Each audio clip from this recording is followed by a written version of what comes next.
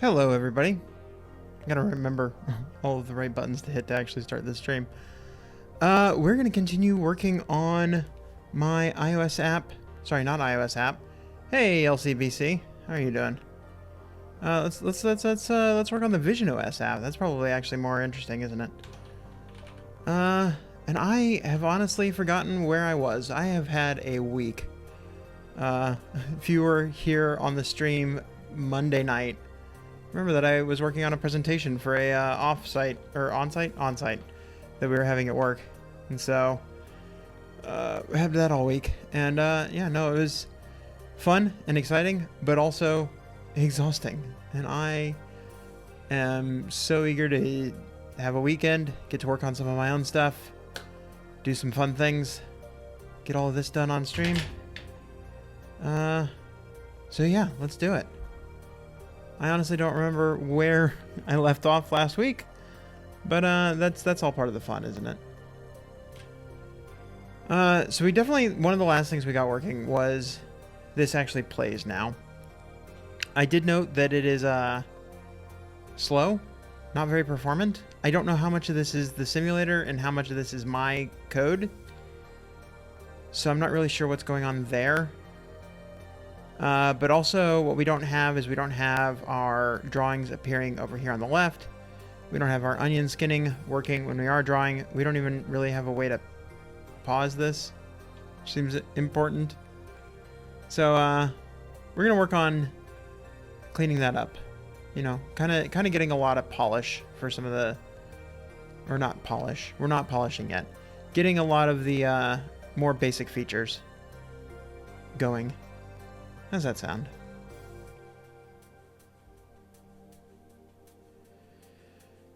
Okay, so I think, yeah, what do we want to work on first? Because let's go back to the view. We got this. We can switch between the different pages. Boop, boop, boop, boop. We can scroll. We can click to add a new page.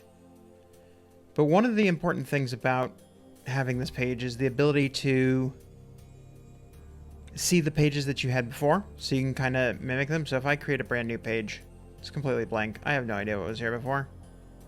I can kind of guess. Oh, I don't even have the right color button.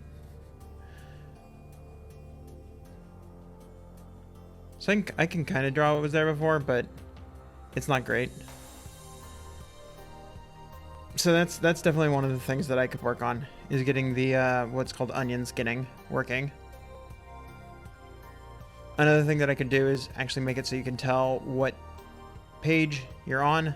So that these each have little previews. That's another option. Or I can work on... Yeah, I was going to say I can work on like adding more controls to the playback, but I don't really want to work on that. So it's going to be one of those two things. I think I'm going to work on the getting the film strip working. I think that'll be more interesting than onion skinning.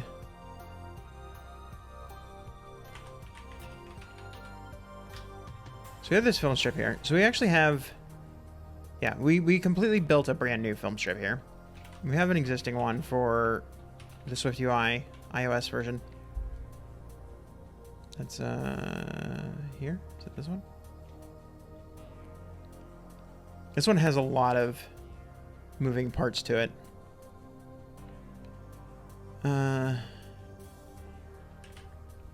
Oops, that's not the button I wanted to hit. This is a collection view.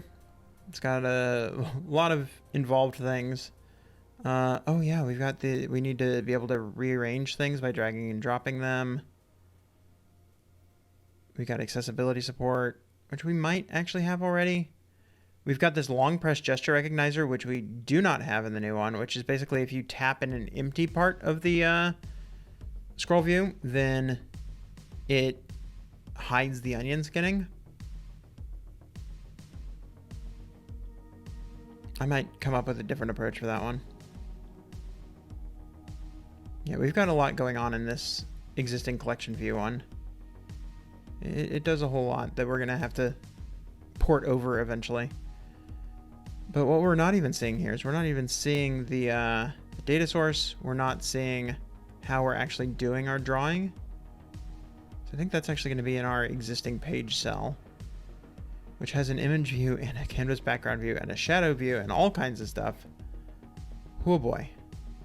I think we moved that. Yeah, we moved that into this view modifier, so we don't have to worry about that so much. But yeah, we've got a lot of these other things. We've got an image view and a canvas background view.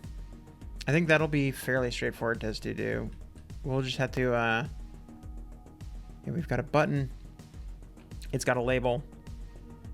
I guess, yeah, we've got our existing page button, and then we need our existing label. So I think that'll be an easy thing for us to do. Let's extract this label out into its own view so that we can do all of the label stuff in here and keep all the button stuff over here. That'll be an easy first win. Assuming that I select the right file type. And don't add it to Lottie. Why are you going to Lottie? Who thought that was a good idea?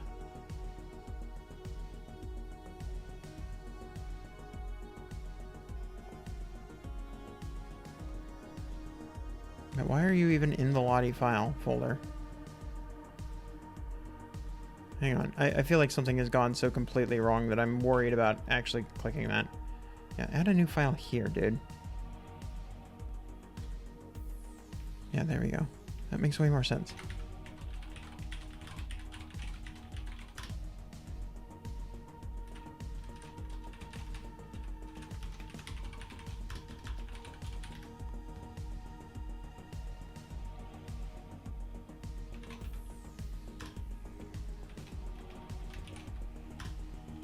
And I think what we want to do is we're just going to grab this.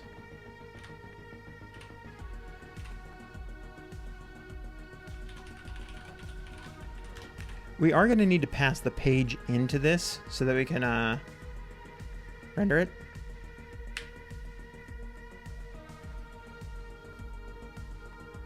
Yeah. So let's do that as well. Import data vision.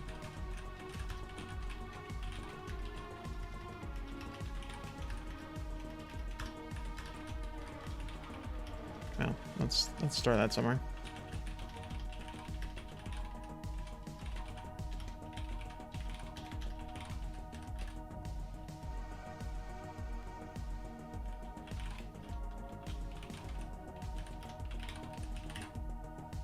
All right, so that'll do that, and then I think that'll help us. We can throw in like a preview in here.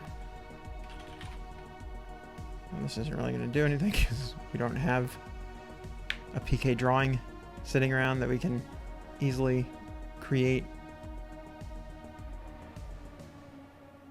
Yeah, we really are. I don't want to have to do this as a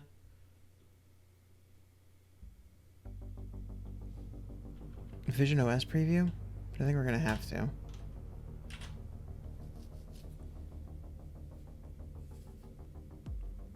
Because the other option is what? That we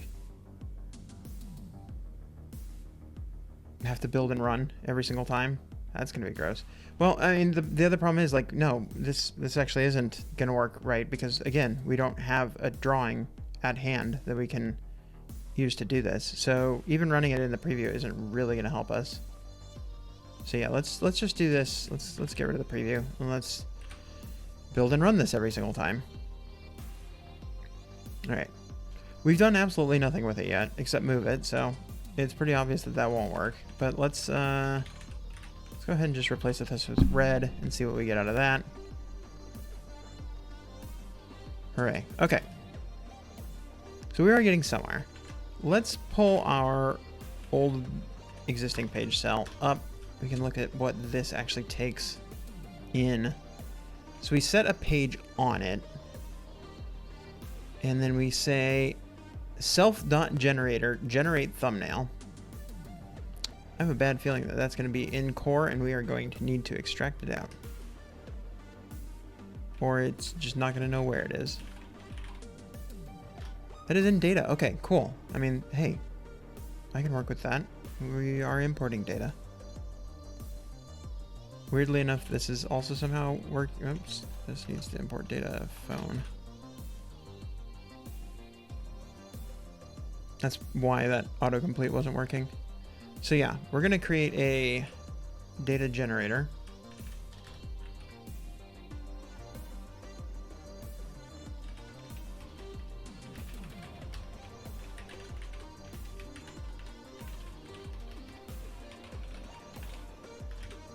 One of these days I'll learn how to type. Okay, so we've got our drawing image generator shared. We are going to... Yeah, look at all this stuff that we've got. This is nuts. We're going to have a page. We're going to say generate thumbnail for page.drawing. Then when we get that image, we're going to set it to that. So I think the first thing that I want to do is I want to turn this into an async method, because I think that's a good idea. Public func generate thumbnail.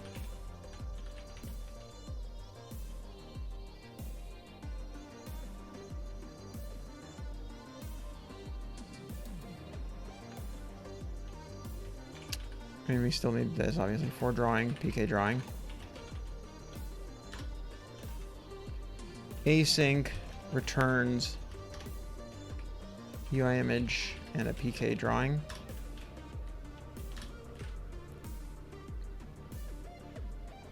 This is going to call into this generate image, which I assume is a private function. For drawing size, self thumbnail size uses display scale. So let's go find this method. We'll turn this one on. Ooh. All right. Immediately we run into problems because this is now using NS operation. So I think we're going to just make this one async and then cut it off there. And we're not going to dive any further into this. So here, let's do this easy way. We're just going to say async returns UI image PK drawing.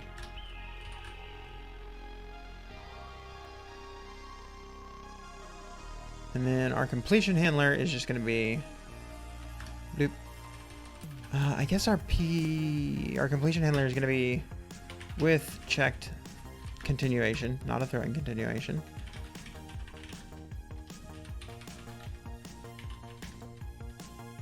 And then we'll move this into there.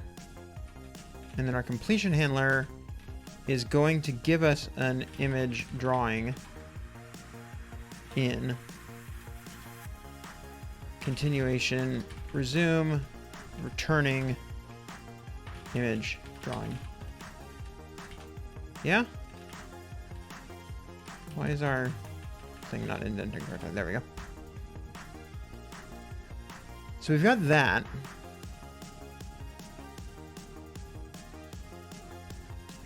Somehow this doesn't feel right. I think I'm gonna, I'm gonna give this a second and then figure out what we got. Generate first skin layer. This needs to also become async.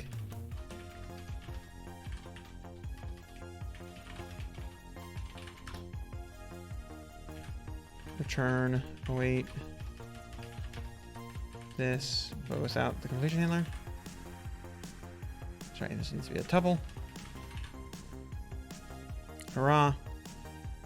This one, yeah, I think what I have done wrong here is that I should have just made this async returns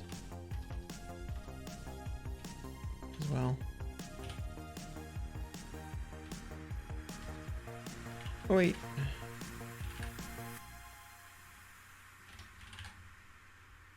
Hooray! Okay. Just converted a bunch of our completion handler based stuff to async await. Should we go ahead and just do all of them? I mean, this is the only remaining one, right? No, this one is also doing this. Well, okay, so no, this is async as well. Yeah, so we might as well just do this one too. Why not? We're already here. Oh, this one returns a bunch of arrays. Generate skin layers for drawings. Okay, I mean,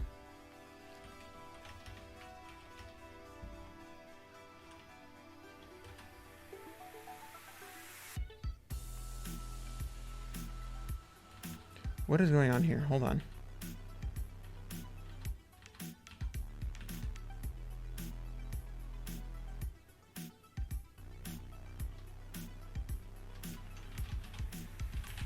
There we go. Okay.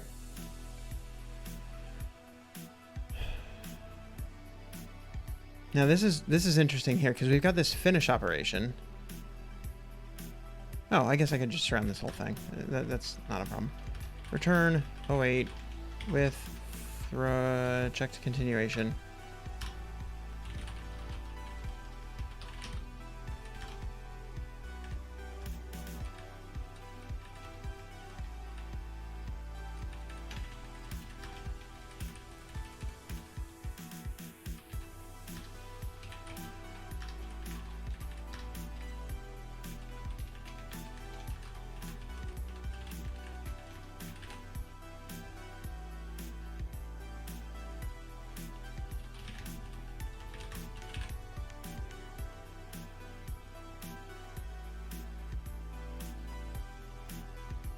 Oh, so I had apparently wrapped this one previously in async await. This haven't even touched this one, but then I wrapped this in with check continuations. Whereas now I can just let images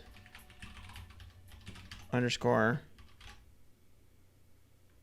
equals await this. And then, wait, return images?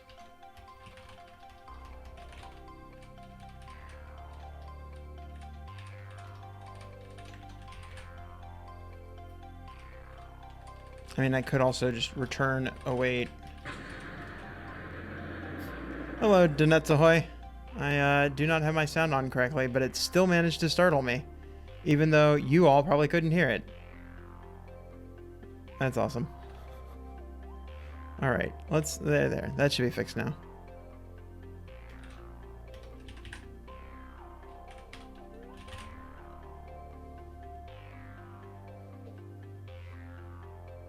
You heard it? Probably just barely though, right? Because, I mean, basically what happened is it played through my monitor speakers instead of through my capture card. Which my capture card, so like, it goes out through here, goes out through the capture card, comes into my other machine, and then goes into my headphones. So yeah, it just came this direction at me instead of going straight into my headphones.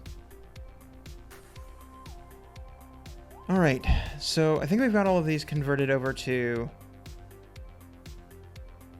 async await. So now we need to loud enough for you, even though you know it's coming.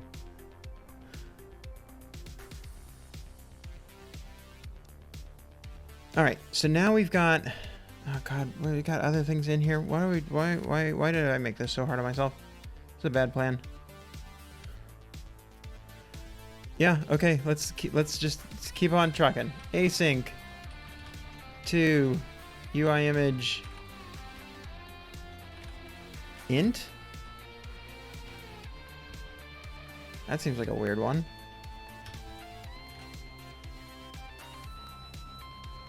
Guard skin pages dot count is greater than 0, else return. So we are gonna return still. We're just gonna return a tuple here. Hooray, that was easy. This one, yeah.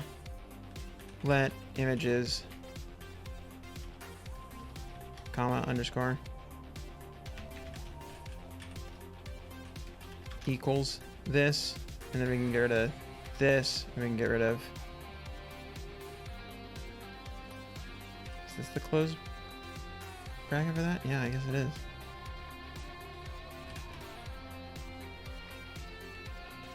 And then instead of calling a completion handler here, we just return. We need the word await here. We need there to not be an R in the word await. Okay. Next level. Extra trailing closure passed in call. Await. Oh. Let image underscore equals await. Blah, blah, blah. Just hopping on to say hi for a bit. Got a plane to catch at 6 a.m. Wow. Yeah, no, I believe it. Or not I believe it. Yeah, I don't believe you have a plane to catch, which is a lie. Sorry, I guess what I mean is I don't blame you for leaving early if you have a plane to catch that early.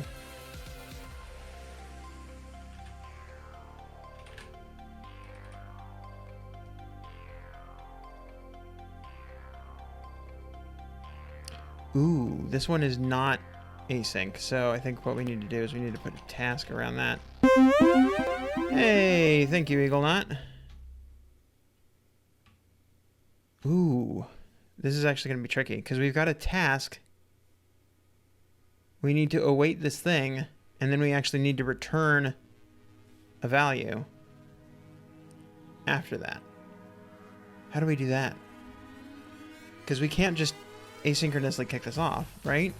Or no, I guess that's what we were doing before, isn't it? Okay, never mind. This was built poorly earlier. 33 months, Eagle Nut. You're making me feel old. I am old, but you are revealing things that almost 1 year, yeah. Almost a whole year. One of these days. You wish it wasn't 6 a.m., but I've been on a work trip for a week, so looking forward to seeing the... Do you work at my job? Did we see each other this week?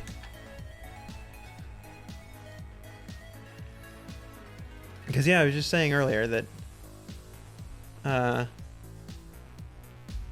we've had to work on-site all week this week for my job. So I'm wondering if you came into my job, which would also be your job. Do we secretly know each other and you've just been like giggling at the fact that I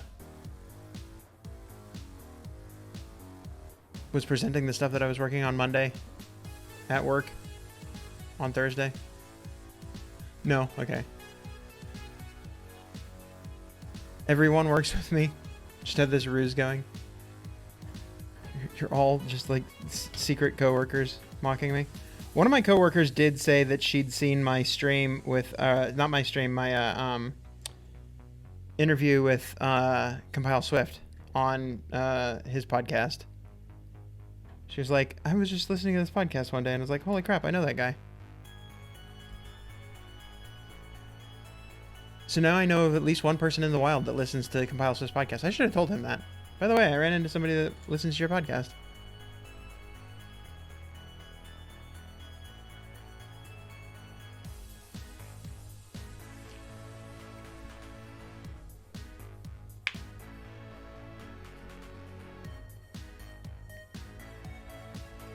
Donuts Ahoy says, I wish, but no.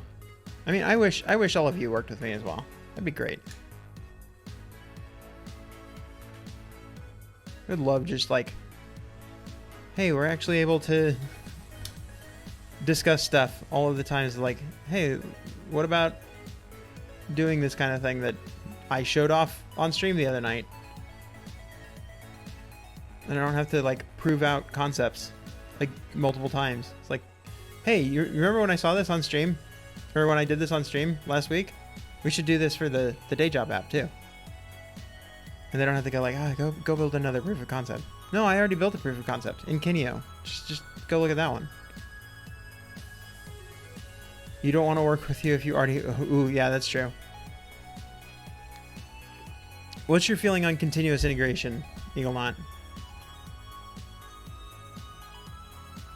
Do I have multiple async generate skin layers now? Gosh, dang it.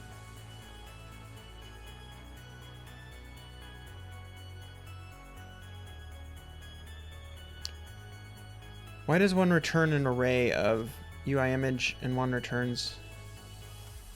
You know what? Here, we're just going to get rid of this one. And then we're going to do this.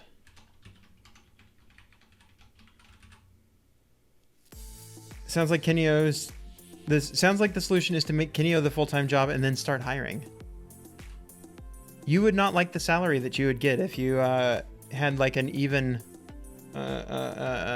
distribution of Kineo's profits.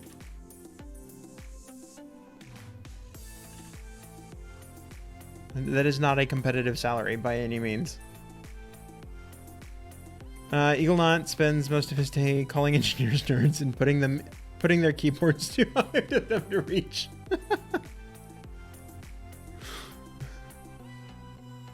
I feel like it would be worse with mine because mine's got the cord. It's a split keyboard with the cord in the middle, so you could actually like toss it over some phone lines. Just like, nope, go get it.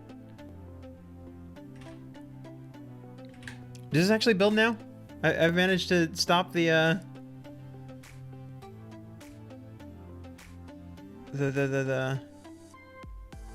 like cascade of async await stuff. Looks like I have. That's good. All right. Why did we do all of this? So that we could do this. Yeah, we wanted to make this a task. Pride yourself on your 5-month turnaround, best in the business. That's the problem. It might be the best in the business.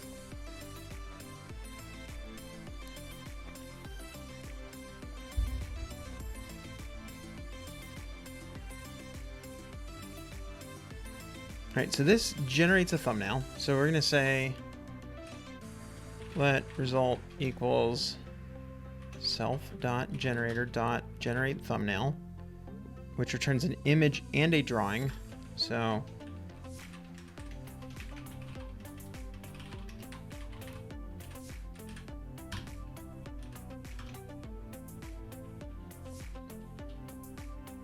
you know, I think the interesting thing is on this one, we don't actually need to do this extra check of guard self page equals page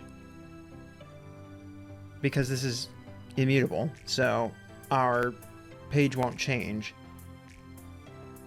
You've yet to break out of the TS.js world. Hey, at least you get TS. Like, it could be worse. You could have to do only just regular JavaScript.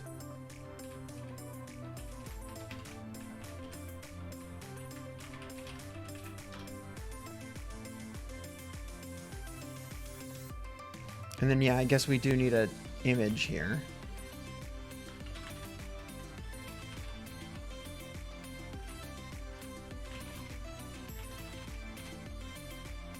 Is that what we want? At state private let image?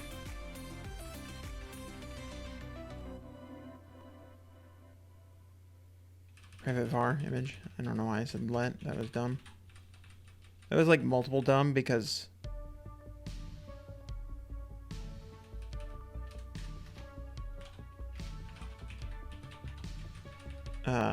I knew I was going to change it later. Not just the regular dumb of it's an at state, so it has to be var, but the extra dumb of I'm going to change it later. It would have been a var even if I wasn't doing it. You will die on that hill. I turned down a job because they were JS on a new project. Yeah, I mean, yeah. Vanilla JS is terrible. It's gross. Didn't they have something that they were working on where... This is not what I want to do. Where,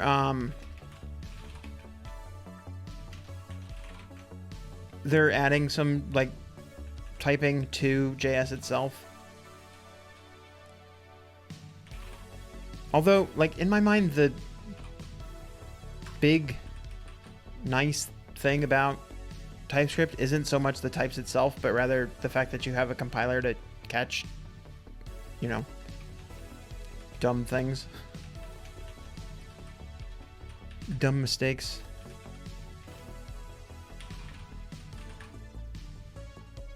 All right, there's our color. Yeah, you spent too many hours playing what is this object? Yeah. No, I mean, that is yeah, that's something that's nice about TypeScript that isn't necessarily 100% tied to types. I mean, part of it is like, yeah, where to identify what this is. But like even just having the compiler and the tooling related to that means you can trace stuff a lot better. It's like, where did this come from? How did I get here?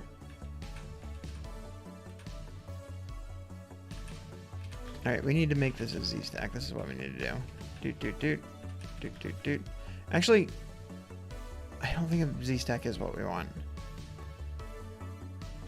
It might be what we want. Let's find out.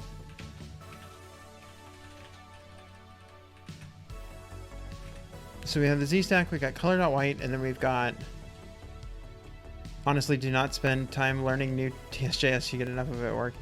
Yeah, fair. If let image.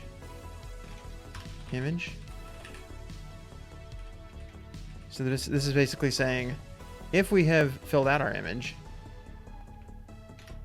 put it in here. Otherwise, don't.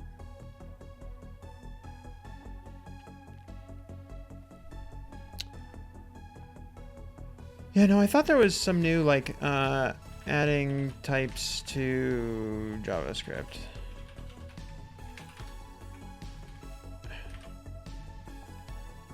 A proposal for type syntax in JavaScript? Language.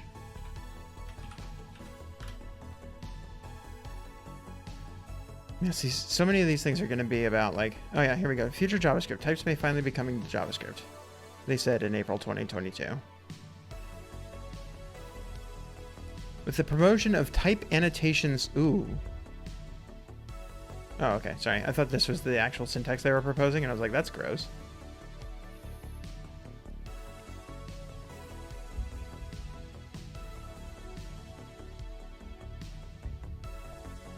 At your old job, you converted 2 projects to TypeScript and found so many hidden bugs. Yeah, exactly. Exactly. There's so many things that it just finds that are like, oh, you know, I would have...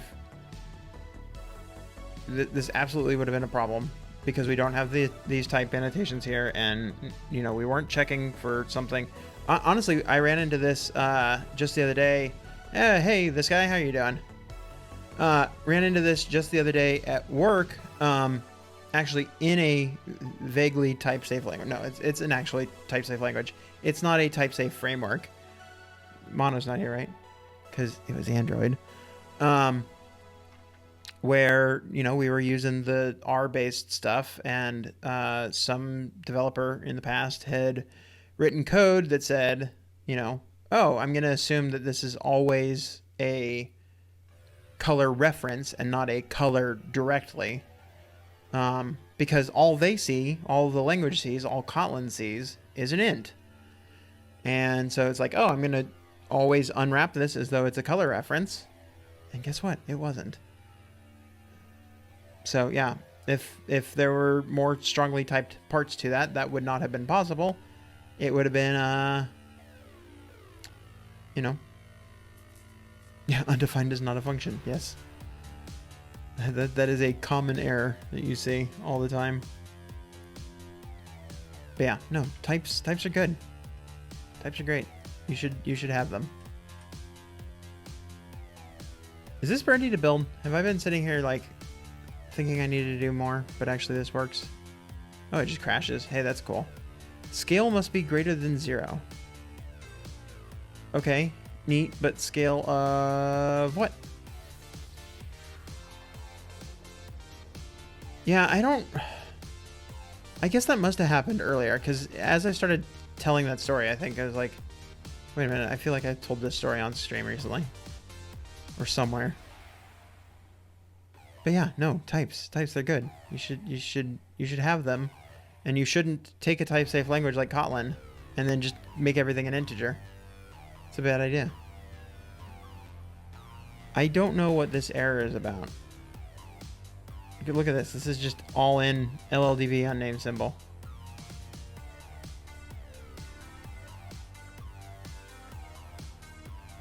What does this mean?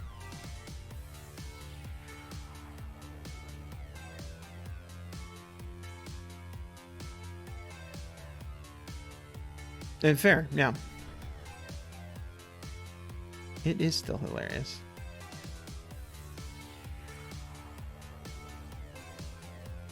I mean, I have no idea what this error is supposed to mean. Which makes it pretty difficult to, debug.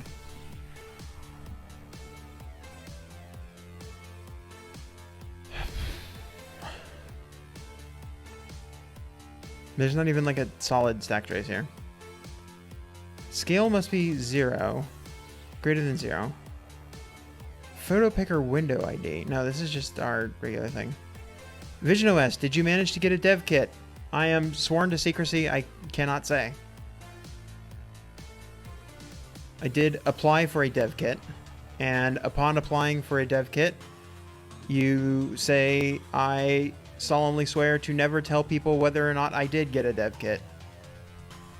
So, no comment. Yes. Unfortunately, I legitimately cannot say whether I did or not. Your office is getting one soon?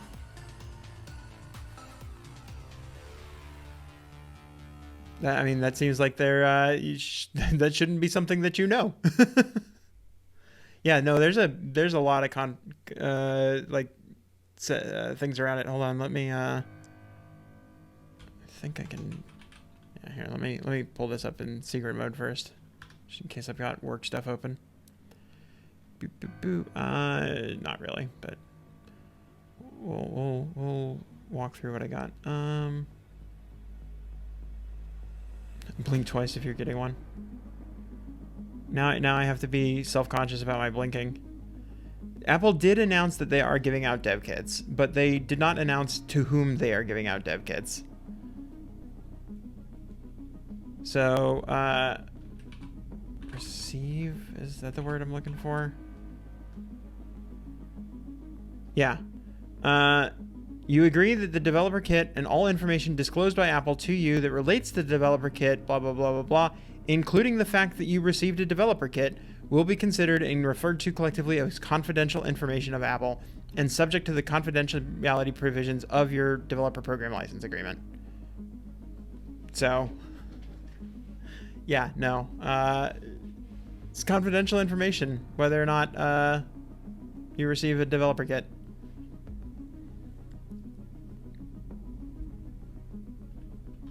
So I would not be telling anybody who you work for, I guess.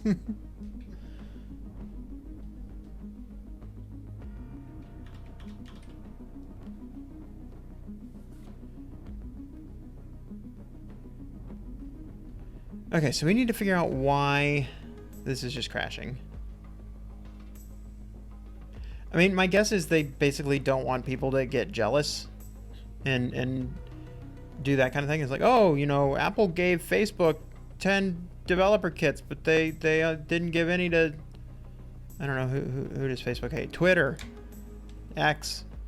Apple's clearly picking sides. That too, yeah. Definitely limited stock. I wonder if this is... like, is this crashing before or after I get these images? Okay, so definitely after. Yeah, getting the volume up on manufacturing. Yeah, I'm sure that what they... donuts. I was like, why can I suddenly not tab back to Xcode?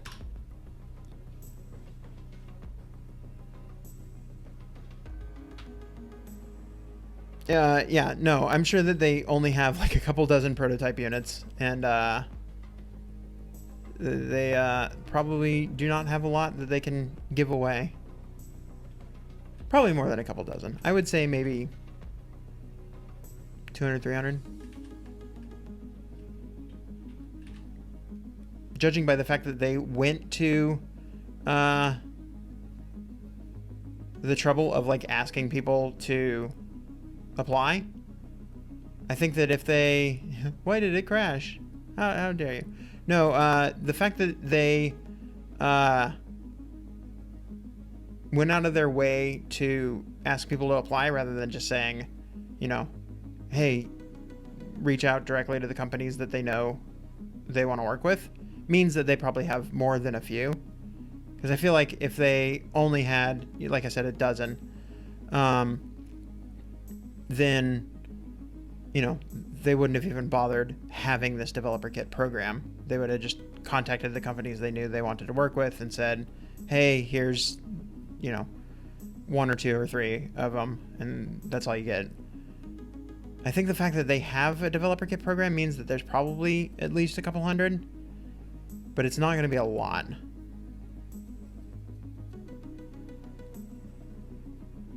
It puts a pretty filter on all the people you work with. I don't think you can do that because you don't have, well, I guess you could, well, so it wouldn't be able to be a filter. You could put like stickers over their face because you don't have access to the camera. So you wouldn't be able to like apply any effects to them that is based on what you're seeing with the camera. You can do like human recognition stuff and it'll tell you where people are. And so you could use that to like stamp an image over their face. But you could not do a filter. That would not work.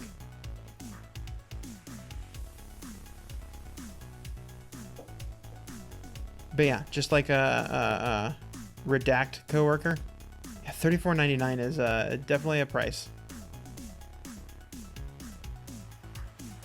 Okay, so this is breaking when it gets here. I kind of want to see what happens if I do let image and then just dump image. Is it only when I get the image onto screen that it crashes?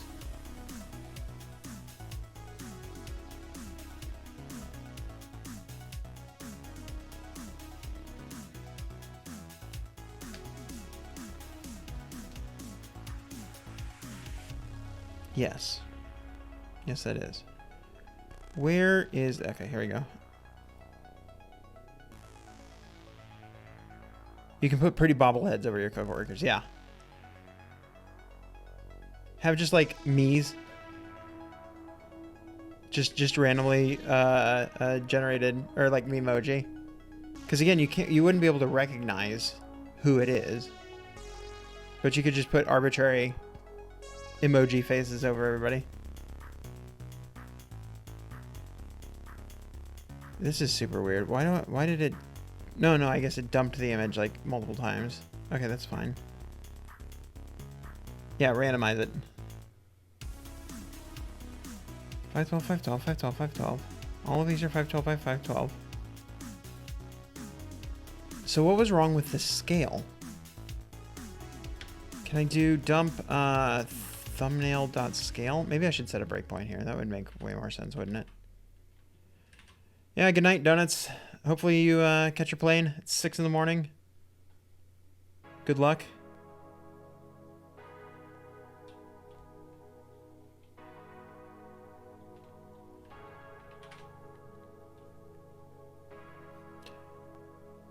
Yes, I am in the USA. The job market is there's definitely effect. Well, I mean, comparatively to other tech markets, I don't know, but I do know several iOS people that have, gotten laid off and are having a tough time getting interviews.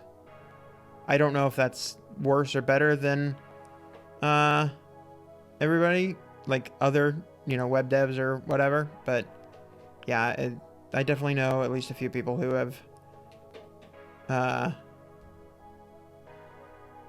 had a tough time. So, not completely immune from it, at least. What have we got?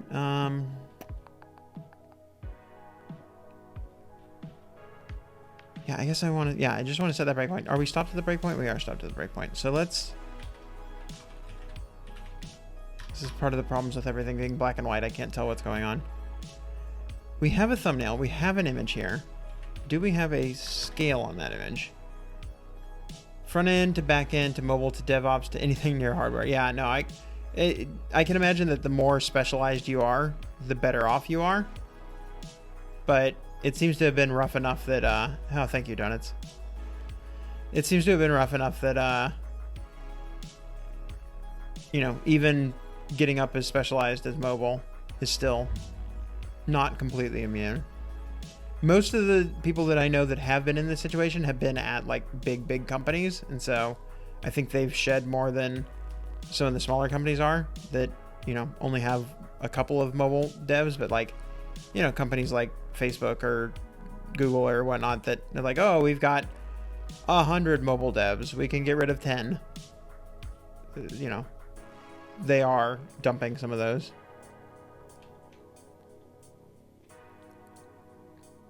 Get rid of the notifications team, yeah. So I wonder if I just print thumbnail.scale here, maybe thumbnail.scale. No, thumbnail.scale should always be the same.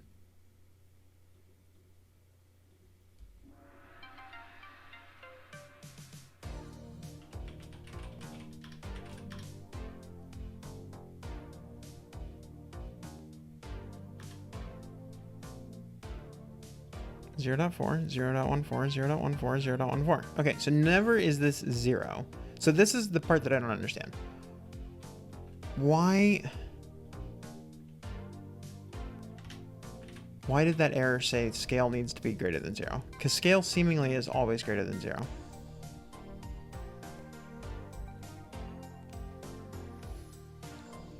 The problem is I don't know what scale they're referring to. That's another part of the problem. I don't really know what they mean by scale.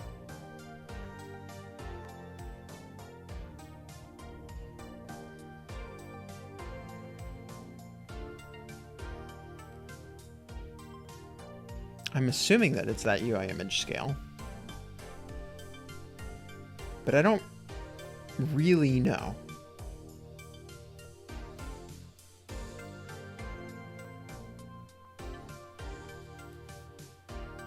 What if I make this my UI image instead? If let image, image, UI image, image.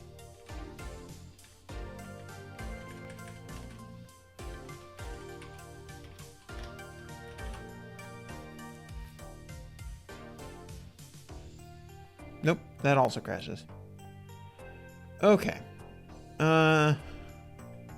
What if I say if let image, image dot scale is greater than 0? No, it's not an int type.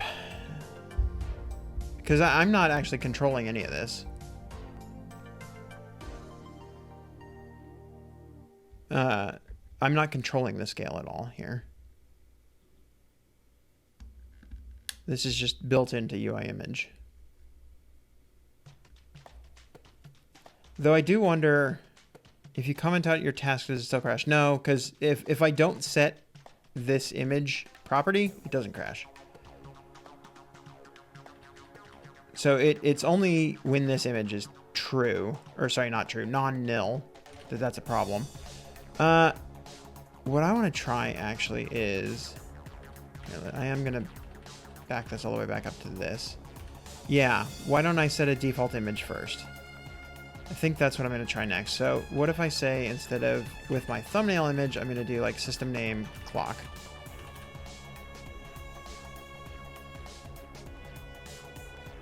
That might not have actually been what you meant, but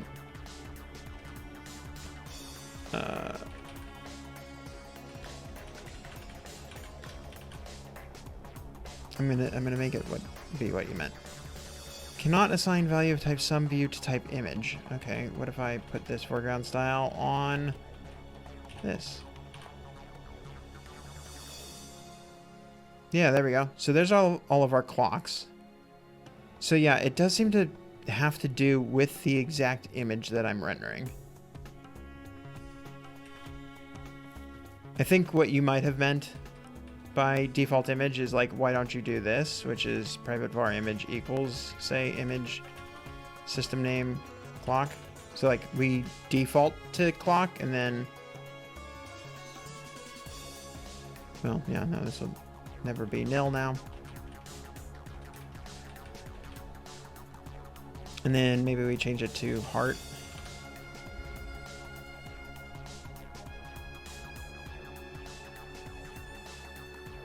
Okay, so heart is what it changed to. So yeah, it did move to there. But now, so if I do this, what happens if I make this based on my thumbnail again? UI image thumbnail.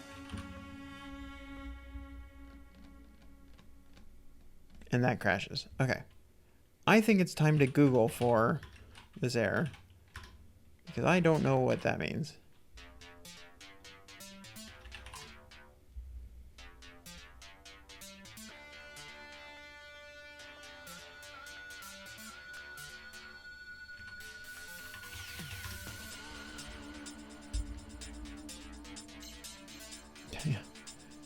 It's scary that the errors seem to be related to storyboards. Fail. Oh, you can find the issue in problem report. Just click on report a bug and open the log.txt file where you can find the issue. In my case, I set invalid table row height. So maybe I go look at my logs. Are these even getting logged?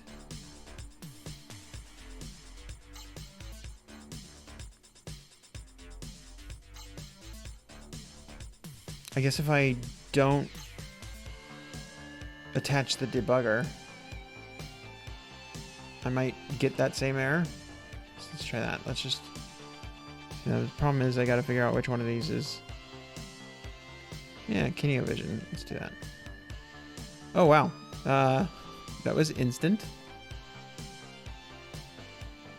However, this is not the error that I was running into. Canvas vision, no such file, terminated at launch. Nightbot, don't say 5 things like in a row. You're just spamming chat.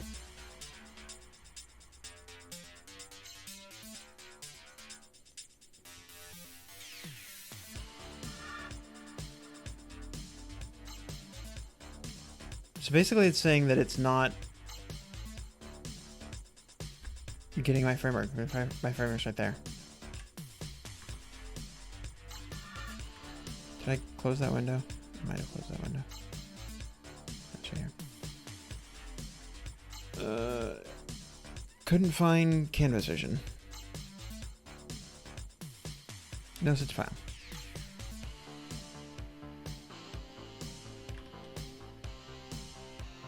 It says to embed and sign this, so that shouldn't be a problem. My build folder.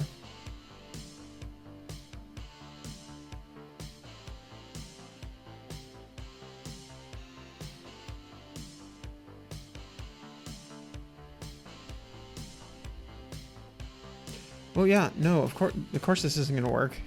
Canvas vision is not a system framework.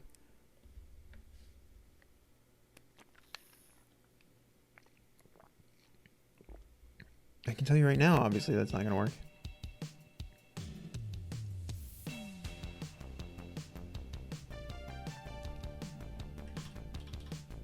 I don't know why you thought it would work.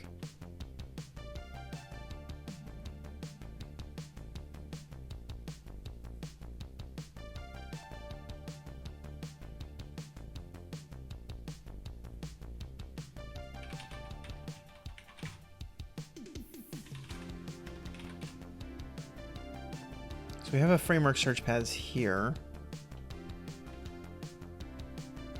What does the actual app look like? Yeah, no, there's no other search paths.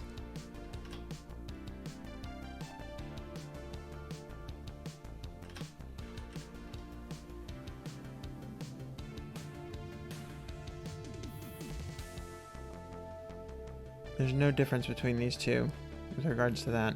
Oh, there is run path search paths. Hold on. This might be it.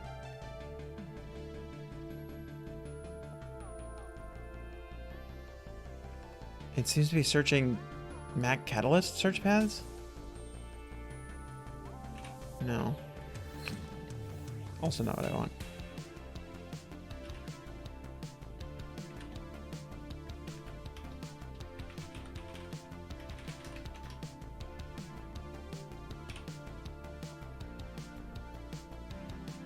Let's try that.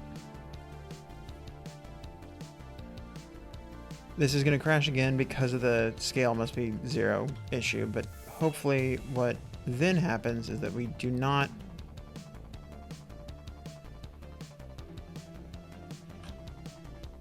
crash when we do this. Or at least if we do crash when we do this, it's for a different reason. Yes. Okay, cool. We actually got the crash that we wanted this time. What do we do about it?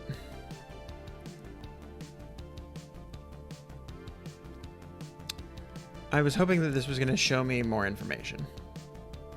This right here, this assertion, blah, blah, blah. Which it should be right above this information, it looks like. Maybe, maybe not.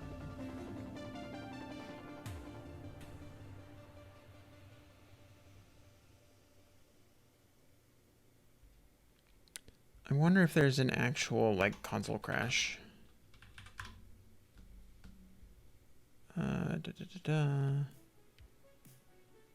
Crash reports. Kineo vision. There we go. Yeah, this is the exact same information, though. Nothing different about this. Boo. Oh, here we go. Full report. This is just JSON.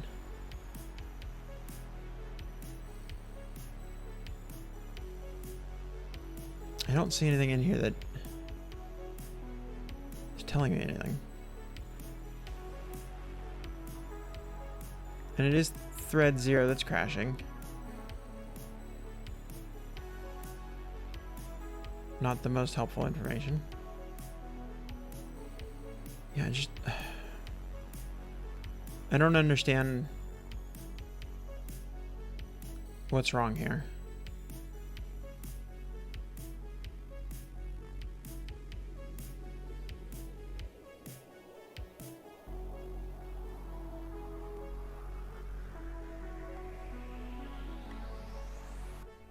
Apple, you need to give me more information than this. Scale of what is not 0? First of all, this is my first question. I've got to assume it's the scale of the image.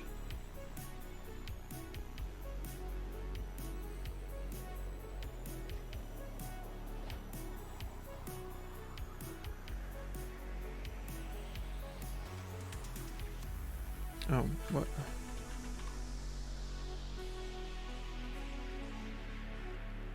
After searching a lot, I found a PNG image with the wrong DPI.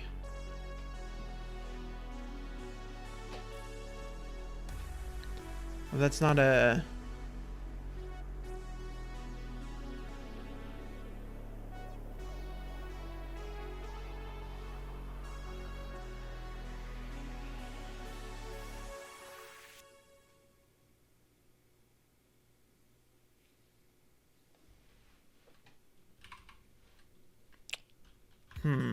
Because, yeah, I'm generating this image, so that shouldn't be a problem. I guess what I want to try next is just...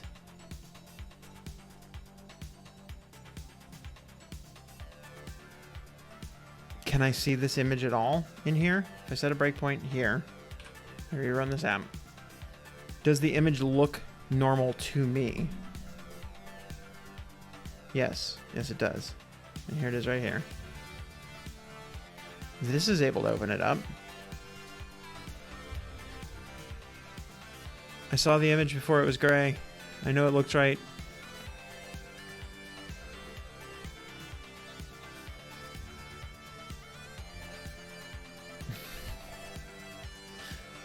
You have to be faster than that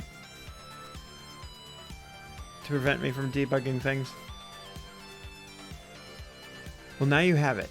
Now it's on paste. Get it at any point. Whoa, crap. I managed to cut myself on a water bottle. That takes talent.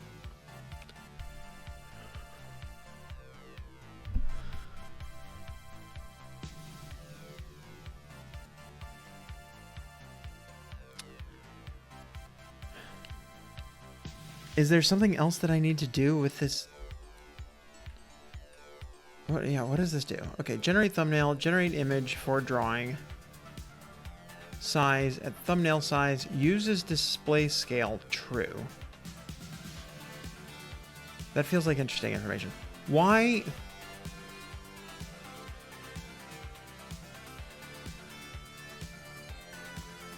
Why is our scale 0.14? I guess that's a question that I should have asked earlier and never did.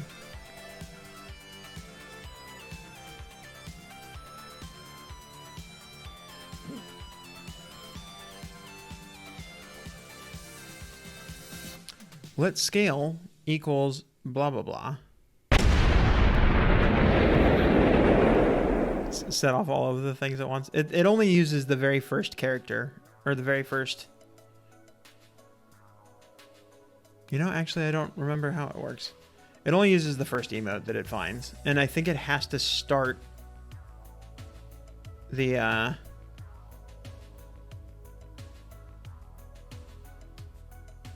It has to start the thing. So if you say, like, you know, try this firework emote, it won't do that.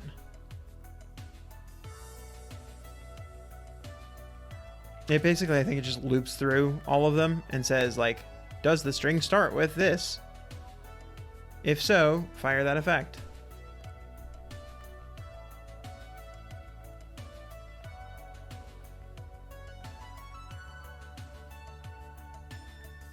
What I should do one of these times when I have, you know, untold amounts of time, you know, like I constantly do, I should build a custom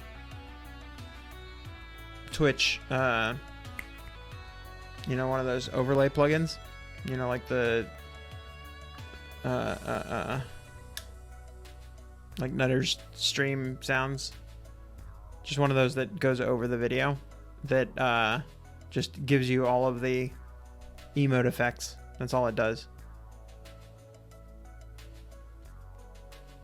Just a nice, easily clickable way to access that. There is also that one. There might be a secret hidden Easter egg regarding that one that just showed up today. It's brand new. Just got coded. It's not that.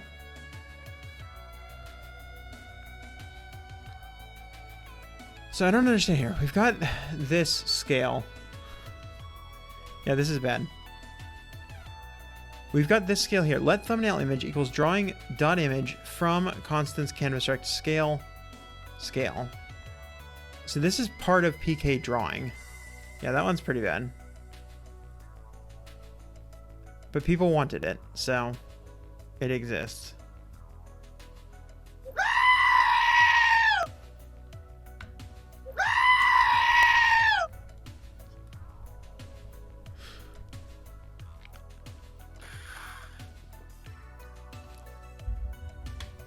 I will tell you that it is not something you can trigger.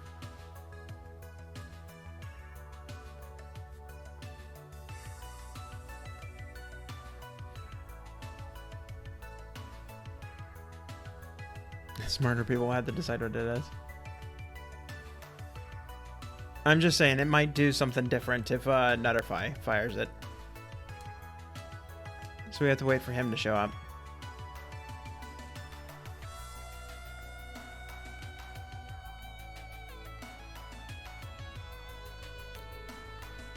So yeah, this scale here weirds me out. You're gonna call on Kineo? Nope, unfortunately. I also don't know if literally anybody else will get what it does besides me and Nutter. That it might be just the weirdest of inside jokes. This here takes a, like, this is interesting to me, that this takes a scale. I kind of want to see what happens if I take the image that this gives me and basically re-render it into an image saying that the scale is 1. Or maybe, what if I literally just pass in 1 here? Does that make the app work?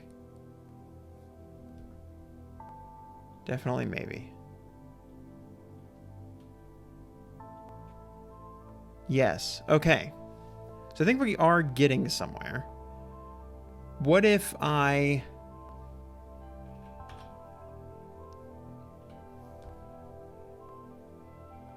What if I make this resizable?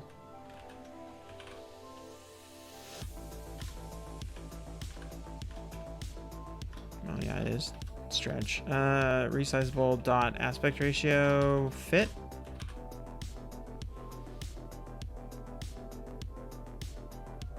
Okay. I mean, that works.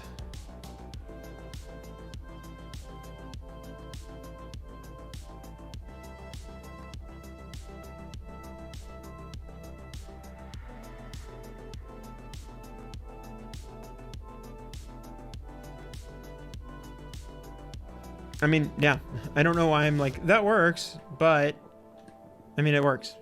It just works. So I'm going to call that good. Image dot resizable dot aspect ratio. Oh, you know what I am not going to do though? I want to say this is now optional.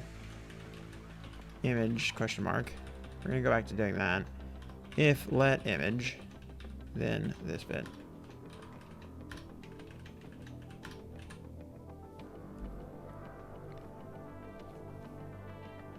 So I kind of want to pull this out into its own view as well, because I don't like how... I don't like dumping this kind of extra stuff in here, but... I don't know. It's not too bad. This view isn't really going to get any different than this, so... Or is it? Because this is going to be a background color. Yeah, I might need to make this work. Existing page button thumbnail. Let's try that.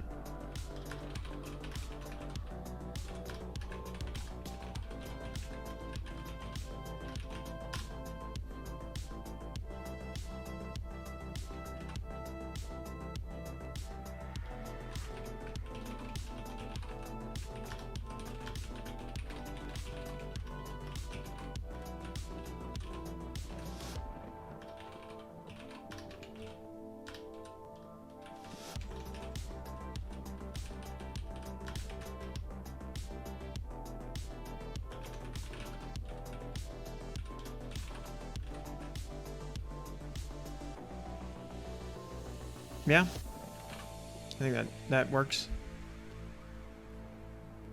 Boom. All right, cool. And now we can switch between these different icons. Let's commit that.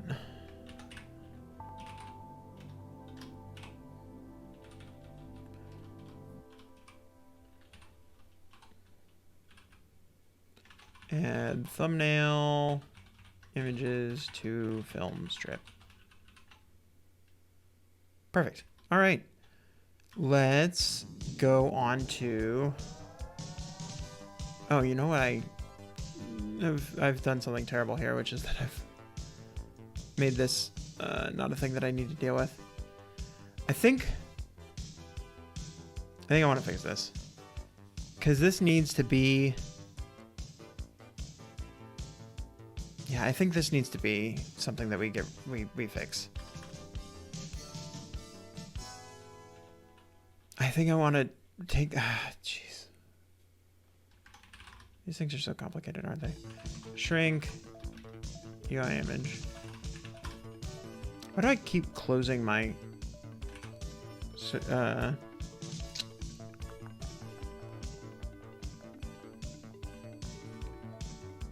window? That's what I'm looking for.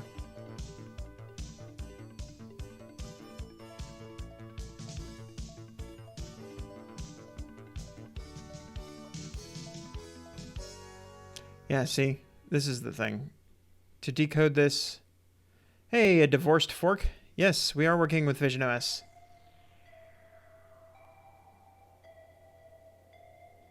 Yeah, I think I need to render this down to a thumbnail first. Because this did not work where we had the scale. I think we want to take the scale and use it, but then I think we want to sorry, I think we want to render this at least 1x scale. If we render it smaller... Hey, thank you for the follow, a divorced fork. I think we want to render it to a 1x scale and then shrink that image, but still have it be at 1x scale internally. Because then that'll allow us to have these smaller thumbnail images. We're not rendering full-size images in the thumbnails, but we avoid that crash that we were getting when we had smaller than 1x scales. I think that's what we want to do. So we have this. Yeah, I think this is all we want. Yeah, we want to get our size. I think that's what we want. Size over constant strikes times render scale. So I think we just want size, right?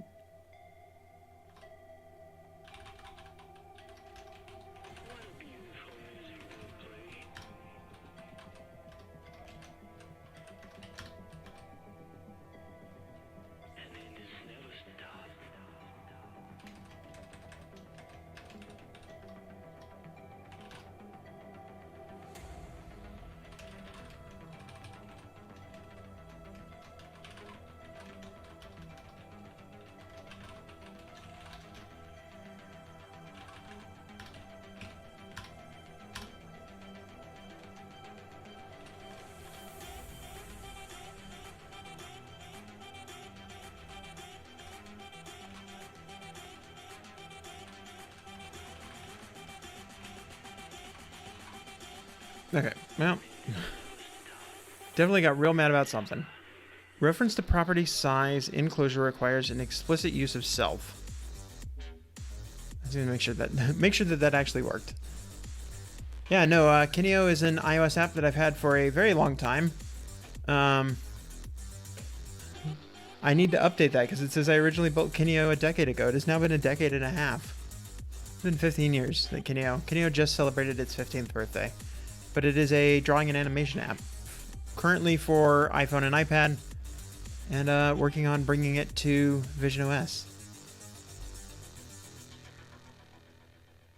Why is this just now making a big deal about size?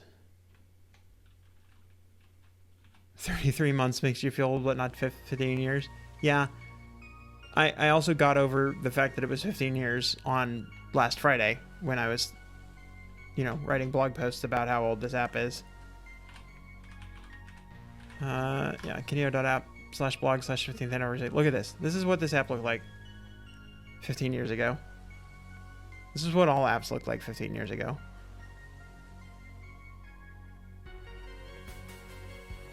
It was something. iOS has been out since 15 years ago? Yeah. Yeah, no. iOS is actually 16 years old now. Because remember, the entire first year, we didn't have the App Store. So, the App Store came out a year later. And yeah, 15 years. The App Store launched June something 2008.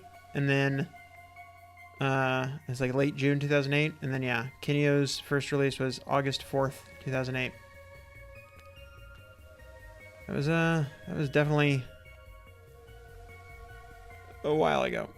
How does it compare to something like Tilt Brush? Not well. I don't know. Let me remember Tilt Brush specifically. I mean, okay, so yeah, Tilt Brush was the 3D one. That was what I was thinking. Yeah, no, you're not going to be doing 3D drawing in the Vision OS one. It is at best going to be 2D, 2.5D. It's going to be like a Puppet Theater, like layers type effect. That's what it's going to be. Yeah, no, it is not going to be anything near as fancy as this. Does Tilt Brush do animation? Because what Kineo is like it's like a flipbook style animation where you draw each frame and you tick tick tick tick. And I can show you that in a minute when I have the app building again. But Yeah, the persistence of vision concept, Earl. Yeah. Thinking of VR drawing apps. Yeah. So no, it's not quite gonna be like that, but um,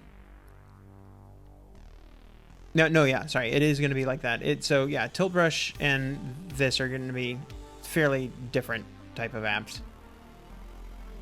Yeah, Kineo gives you an actual canvas to draw on, so you can't just draw through the thing. Is this actually running right now? Yeah.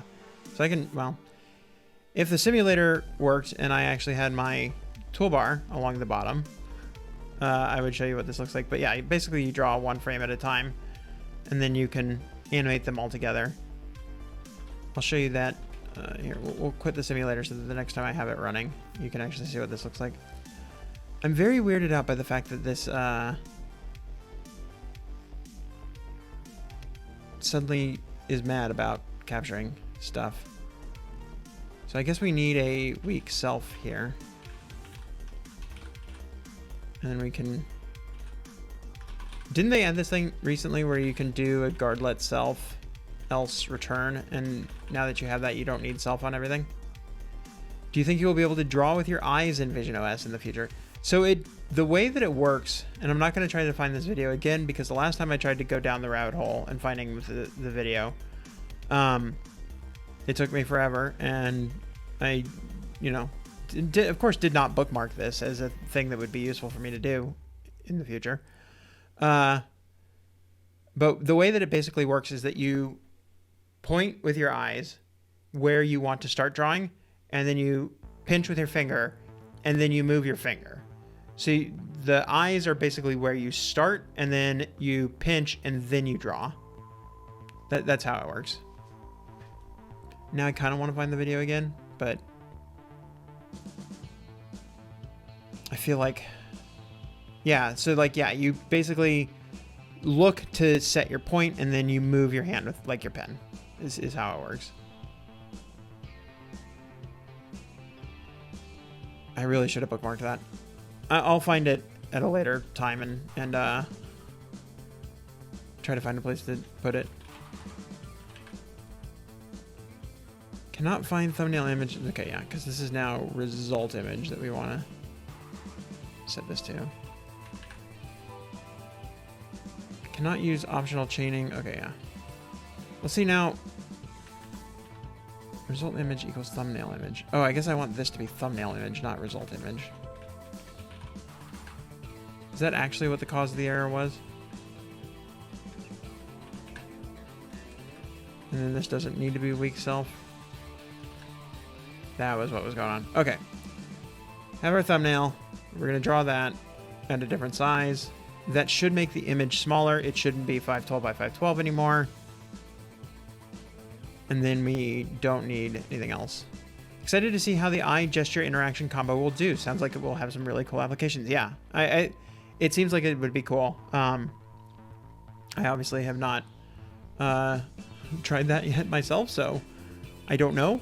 But it feels from the videos that they've had like it looks like it will work.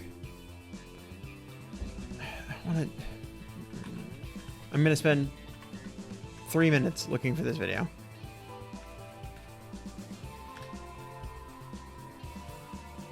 And no longer. Was it designed for spatial input? Might be this one.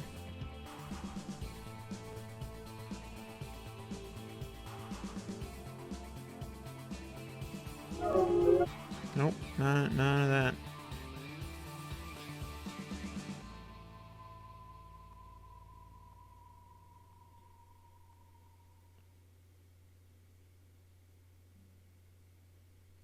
You know, it's not direct touch. So I think it's, yeah, here we go. I hopped right to it. Yeah, you can see this person drawing like this. Yeah, let me zoom it up a bit more.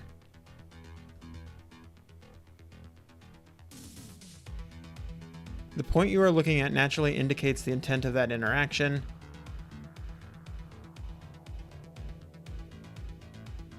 And so, yeah, you basically look where you start and then you draw with your hand. And then, yeah, and then it's like, if you look somewhere else, yeah, so you can see how he just like jumps. Oh, I don't know what I've jumped too far. Go back a little bit. Yeah, you can see that like when he looks to the side, the cursor jumps over to the side. And then he can just start again, even though his hand didn't move at all. That's basically where that goes. Let me tell you, drawing this neatly in the simulator doesn't work.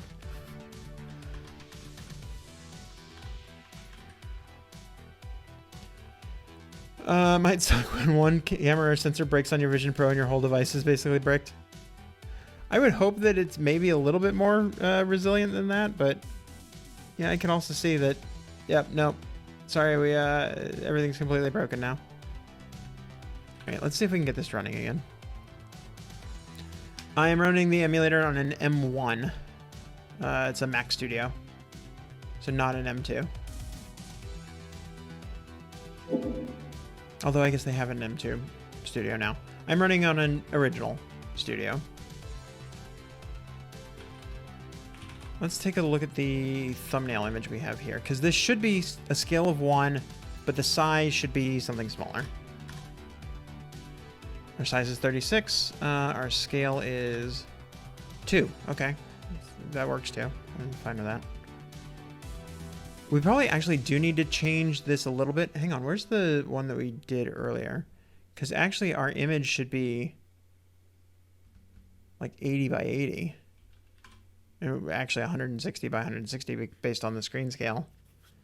So that might be something that we need to fix at some point in the future, but not right now. Anyway, this is working now. Okay, I'm much happier with that.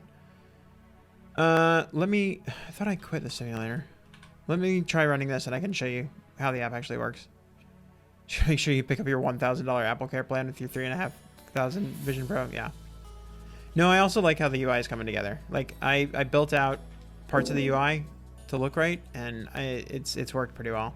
I do need to go fix the rounded corners on the thing here, because this should also have the same rounded corner effect that everything else does, but I haven't. Yeah, anyway, this is what the app does right now. And you can imagine if I had the hand-eye coordination to actually, and by hand-eye coordination I mean virtual hand-eye coordination, to place things in the right spot every single time. I could draw like a bouncing ball effect. That's what I've got on the main Kineo app website. I have like this bouncing ball effect. But yeah, that's what the app's gonna be. And I'm still like slowly working through the project, but no, I think it's gonna be pretty cool. Yeah, no, right now, especially, so let me start like another new page. Yeah, this is a bug with the simulators that the thumbnail just disappears. Can you adjust the immersion preview like they did in the demo? I do not have any immersion effects on my app. In theory, you're supposed to be able to set immersion for like other things. I've never gotten it to work, so I don't know if this is a you only do that if it's your app thing, or I've got a bug, or I don't know how to make it work, or what. I've never gotten it to work on my simulator. I'm rebooting it just to make sure that it's not the same thing that makes the thumbnails, or the toolbar disappear. But yeah, like this set immersion to whatever has never seemed to do anything for me. I don't know what the deal is with that. And it this is the best the immersion you can get, is that things go black and white. But yeah, I mean, they've got all these environments here, and I would have thought that even if my app didn't have an immersion, I could at least set these effects here, but it doesn't seem like that's a thing either. When did they say they would have the device test centers? It seems like they already do. If you go to developer.apple.com, click Get Ready for Apple Vision Pro, the developer labs in these locations, I've heard of people going to them already. So if you're able to make it out to Cupertino, London, Munich, Shanghai, Singapore, or Tokyo, then it seems like you can actually just go and do it right now. I am not planning on going to any of these places. Cupertino's the closest for me, but that's still, you know, a trip. It's a plane trip. I don't want to go all the way there. I mean, it's definitely closer to me than a lot of other places are. You know, if I lived in New York, for example, I know a lot of people are like, honest to God, the distance or the amount of time that I spend in the plane is about the same between Cupertino and London. They can just like fly from New York to London instead of going to Cupertino. So I realize I'm lucky there in Cupertino's not that far away from me, but it is still a plane flight, and it is still like, it's more time traveling than I want to spend. And especially like, yeah, it might as well wait to get the hands-on device, but it's also like, okay, I get to do, I have to fly all the way there and I get a one-off chance. It's not like something where I can keep going back and go to Cupertino multiple times.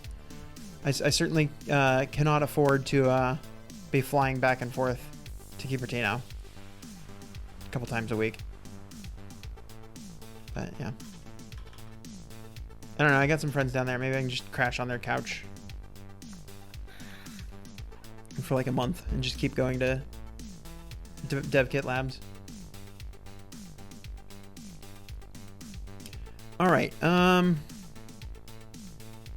What are we doing? So we got that working. I didn't want to mess with the other thing. I want to commit the scaled effect. Fix scaling of thumbnails. Okay, we got that. So then, yeah, the next thing I think that we need to do is we need to get the onion skinning working, which is, how important do you think being first to market will be regarding Vision Pro apps? I think it depends on what you do as a, like kind of what market you're in. If you're in a market where,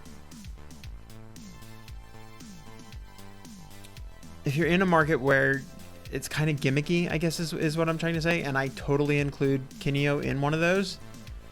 And it's going to be one of those apps that it's like, oh, this is cool just because it's on Vision Pro. I think being first to market is going to be pretty important. If you are an app that is more, important's the wrong word, but like,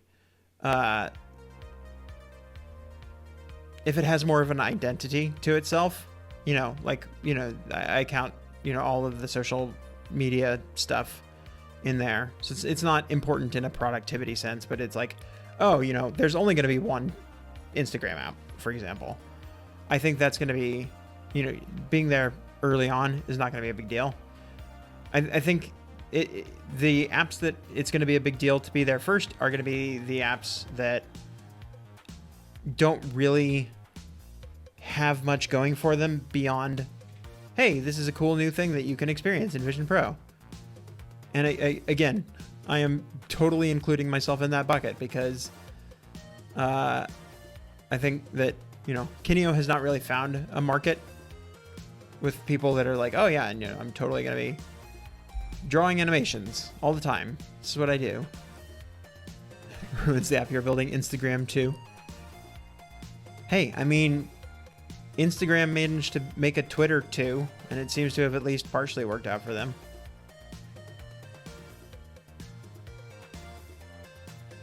And now they've even got the name available. They could just rename Threads to Twitter. Vision Pro is going to be very content centered. Yeah, I think that's totally true. I mean, one of the things that excites me most about it as a user, not as a developer, is everybody that got to do a hands-on at WWDC. So all of the press people, they talked about various different experiences that were part of that. And apparently one of the experiences was like an NBA game where it's like a 360 experience of NBA game. And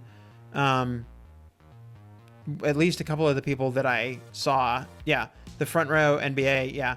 I'm not a big NBA follower, but somebody pointed out hey, Apple has exclusive licensing deals with MLS. They're probably almost certainly going to put some special stuff in there that you have Vision Pro is the best way to watch a soccer game. Like, that excites me. I like, can I go and sit and watch a soccer game in Vision Pro and kind of have that experience there? I think that would be NDA game, yeah. The NDA game. It's the new game show on Apple TV Plus, where you're just not allowed to talk about things. Kind of resolution they'll be streaming in. Most live stream experiences so far feel pretty fake because there's not enough detail. I mean, yeah, somebody was in here earlier and said, sorry, that they knew somebody that had used it and that the resolution was high enough to code in. So I'd imagine everybody that I've seen talk about it has said, like, even just the pass-through stuff, it's a little fuzzy, but it's mostly real world. Like, you can see, like, you can look at your phone through the thing, and there's high enough resolution that it's hey, thank you for the cheers, IRL. It's high enough resolution that you can actually, like, read your phone through the pass-through. And so I would imagine that they're probably going to be able to get streaming up to that level as well. And so I think that would be exciting. Eagle Knot says, you can't wait for a MLB app that makes baseball worse. See, now I think maybe Apple's now I'm going to come up with some conspiracy theories, because I was saying MLS. One of the things that makes MLS work so well with the Vision Pro is that games are super short, and you can watch a whole MLS game on one battery pack of the Vision Pro. So maybe Apple, they've been putting the thumbs to Manfred Mann or whatever his name is, and they're like, you need to speed up baseball games. You need baseball games to go faster so that people can watch them on the Vision Pros. There's the hot new conspiracy theory. Everybody spread it around. Apple is running Apple's, you know, they're making MLB change all their rules just to fit their hardware limitations. Apple Friday Night Baseball is pretty much the best watching experience. I mean, what Apple has done with MLS is amazing. And so, yeah, it went from being a terrible experience such that the only time I ever watched a soccer game was when I could go to the stadium and watch the soccer game, to I watch multiple games a week now. Apple just, like, knocked it out of the park with their MLS streaming. So I'm excited to see what they can do with that and Vision Pro. I think that would be a fun experience. Yeah, no, it's pretty cool. I mean, basically, like, the nicest part of it is just, like, it just works. You don't have to, you know, there's no blackout dates. There's no location-based, you know, oh, you got to do this whenever. It's just, like, you set up your favorite teams. It sends you a notification when your teams are going to play. And you click play, and then you just watch the game. And you never have to, like, worry about it. You're never like, oh, when is this happening? You're never, can I watch it? Can I not watch it? It's just, I sign up for one thing, and then I get to watch all the games. And it just tells me where they are. You just one click, and it's good. I don't know. They haven't done anything mind-blowing with it, but it's just they've made it simple to the point that, you know, every other sports streaming thing is just such a gigantic pain, and MLS just works. And you waste that watching Seattle. Yes, I do waste it watching one of the best teams in the league. Streamlining notifications and interests. Yeah, exactly. Divorce work. Blackouts nearly ruined baseball. Yeah. Could Kineo work with still screenshots to potentially create your own GIFs? Not 100% sure what you mean by that. With still screenshots to potentially create. Can you elaborate? And yeah, blackouts nearly ruined baseball. To me, they're a large part of what made NFL such a pain in the butt. Or honestly, NCAA football as well. It's just like, oh, can I watch this game? Can I not watch? The other thing that they do very well is that their captions actually mostly work. It has some trouble with player names sometimes, but like watching a Mizzou game on streaming and you get the captions under the thing, it looks like somebody's just running their face against the keyboard. There's absolutely nothing even resembling an English word watching like ESPN NCAA games. Doesn't work. Get your own images uploaded. Yes, let me demonstrate what that looks like, because sorry, I did not mean to, well, I did mean to kill it like that, but I need to do this because I built the thing for this. Eaglenaut, can I get a dog emote?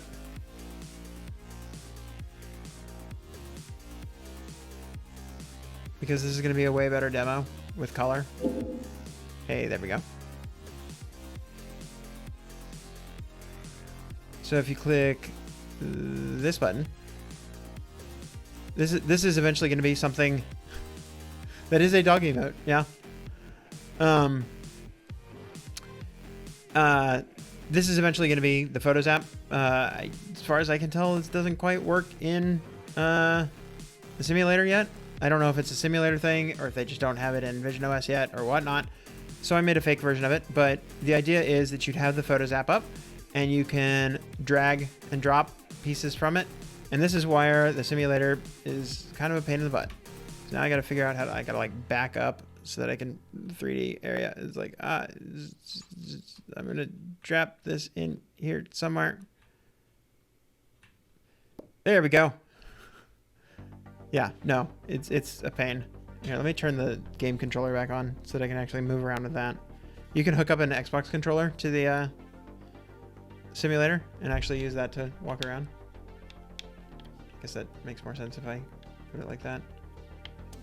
Yeah, no. Apple has that in the Photos app where it extracts the background. And then, yeah, so I can like pick this up and I can, in theory, if I move closer to this view here. Let's walk over here. Like pinch and zoom or rotate. So I can do that. And so, yeah, you'll be able to like put it on various pages and then animate it around. That's the idea.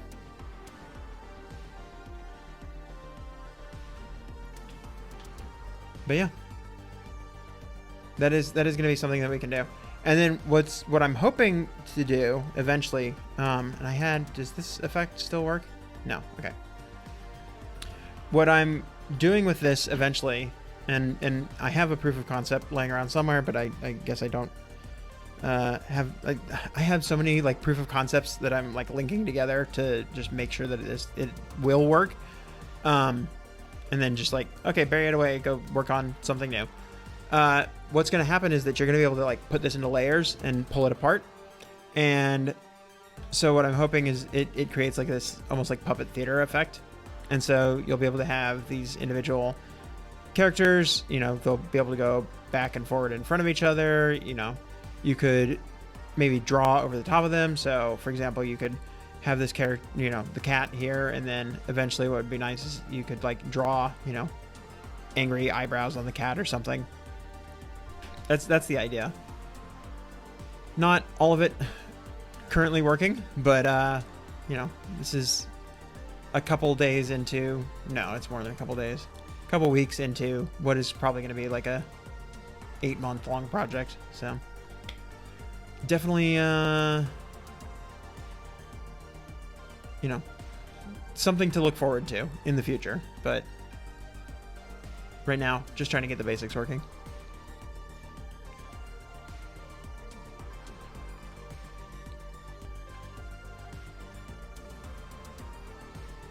And now I've got this giant red thing over everything.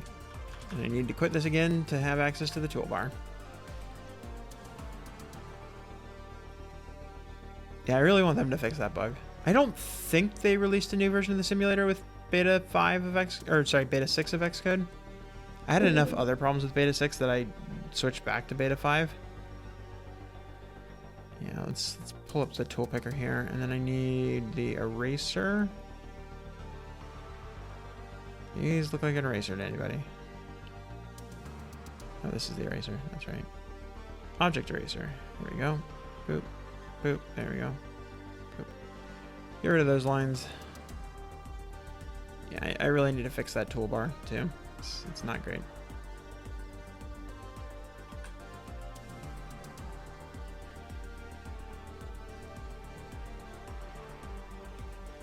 But yeah, so that's that. So now, okay, so now the next feature that we're gonna work on. Am I all committed up? Yes, I am. Next feature I want to work on in the iOS version of Kineo. When you're on each page, you can see kind of this overlay of the last couple pages you drew, so that it makes it easier to like line things up across multiple pages. We don't currently have that here, and I want to have that here. So we're going to work on that.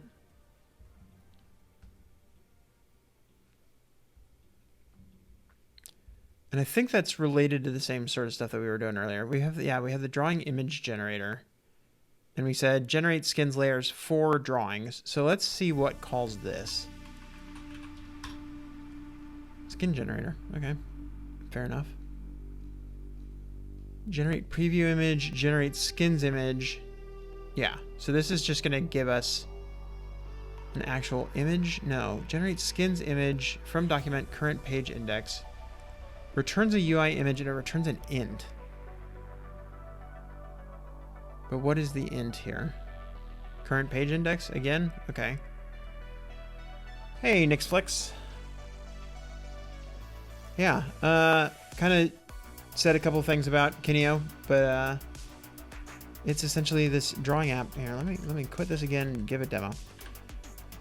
It's a drawing app that lets you animate, you know, quick flipbook style animations, frame by frame. And yes, Emacs is in here. Currently mostly just using it for Git, but I was definitely doing some development in it the other day.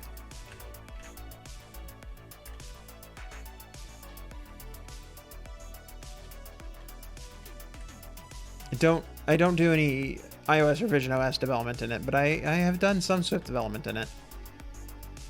I was working on some stuff with the Twitch API the other day. That was all in Emacs. In here. It's not entirely impossible, but it's pretty bad. Oh, Swift UI. Yeah, I haven't really tried any Swift UI. Yeah, I have it mostly working with like Eaglot and yeah, the Swift LSP work. But yeah, I've not tried to do any. You know, let's see even just opening up one of those. I definitely don't have it running or anything, but sources, content view. Yeah, it really doesn't look like it's picking up all of these, does it? Maybe I just put this again. Oh god. It doesn't even seem to get the indentation right. Yeah, no, it doesn't like this.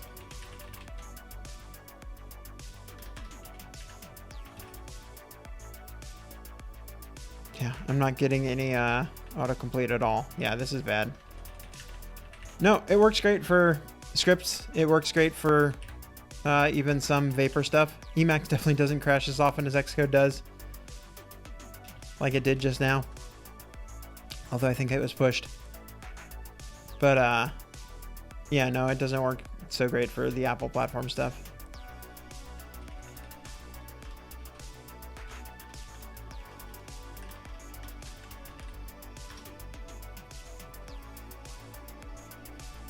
But no, yeah, let's give a demo of Sam.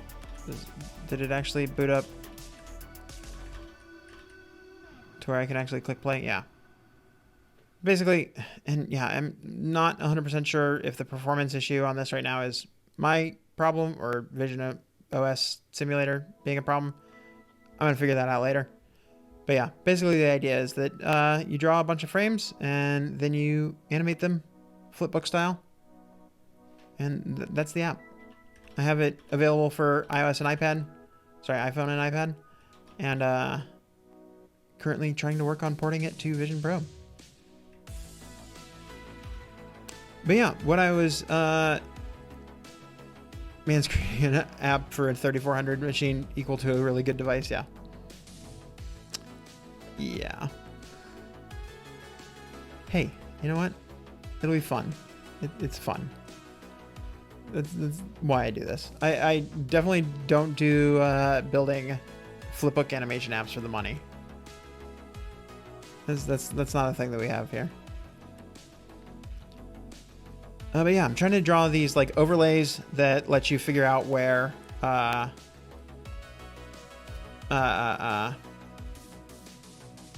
where you've drawn on the last couple frames and where you're going to be able to draw on, you know, to basically aim where you're going to draw on this page. So that's what I'm trying to work on right now. Generate skins image from document current page index. Yeah, so I think that's, yeah, where do I call this? See, I had this all looked up and then Kineo crashed the app for me. Now I gotta go find it again. Ooh, I did this all with publishers. Gross. Canvas, no, not Canvas, but rather content view, I think is where I want to be.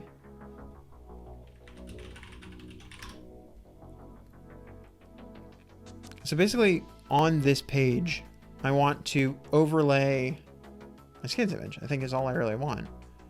So I think I do need to basically just do something pretty similar to what I did on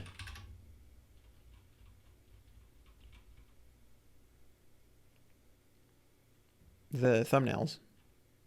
This is what I'm trying to say. So skins image, image. And I guess this one is a state. So that's gonna be fun. I almost need an on change of editing state task, which I don't think is a thing that happens, but hey, we'll try it. Task. So whenever the editing state changes, we kick off a task, and that task says, I guess we need our skins generator in here somewhere.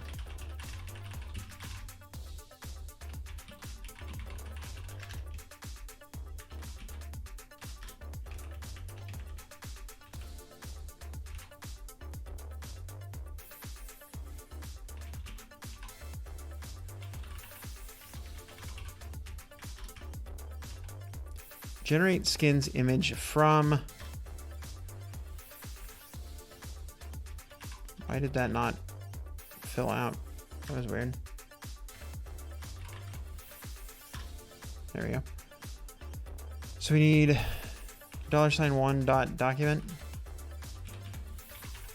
Let's new state so that we don't have this $1. New state.document. New state.document.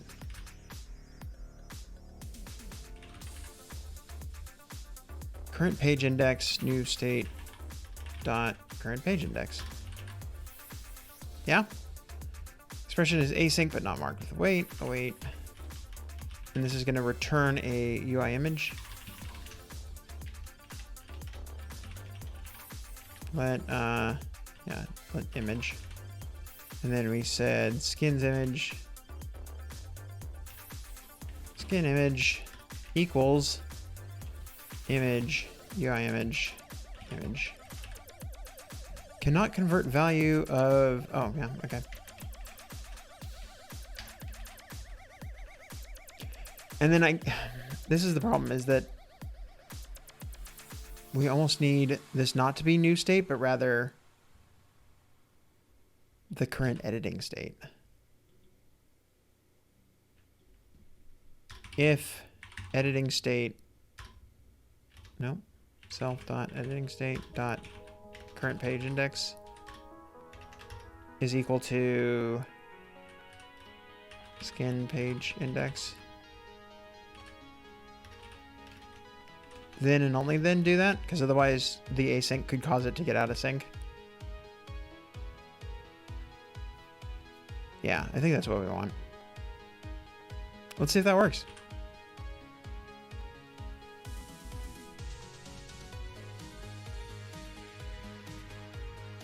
I think we might also need this to fire once before we do anything, but honestly, this part of this is going to work because of this.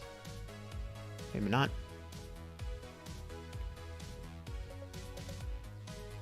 Let's go set a breakpoint in here.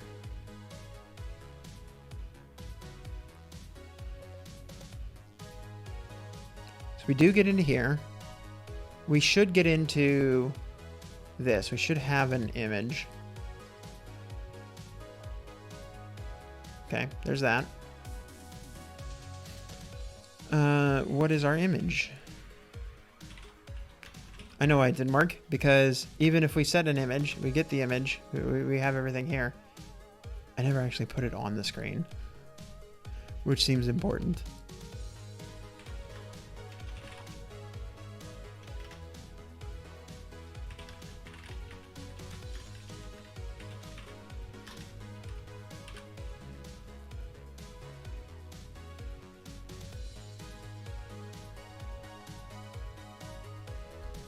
And yeah, I think we do need it to fire at least once. Just on first launch, basically. But that's not something we need to deal with right now. Hey, that actually is entirely correct. It looks ugly as heck because I can't draw, but that is what it's supposed to do.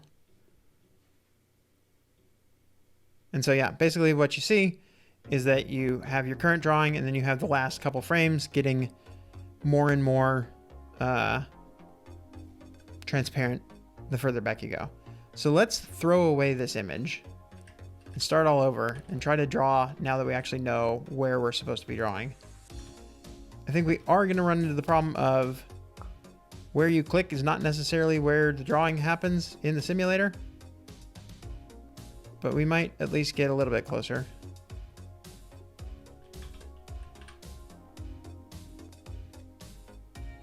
All right, so let's try drawing our typical bouncing ball. Yeah, you can definitely see that this is not quite where we want to be. So let's try this again. Where? Okay, did it not draw anything? Oh, hold on. We need this image to not take user interaction. Let me do this. Swift UI, view, ignore user interaction.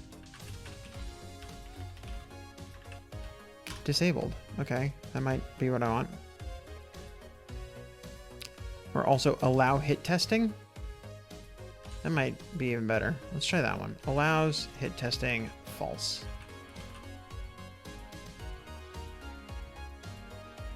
Okay, so now let's get to our second page. Now let's draw. Okay, that one was just me being bad at drawing. I also realized that in order for this to be a bouncing ball, we need it to actually fall.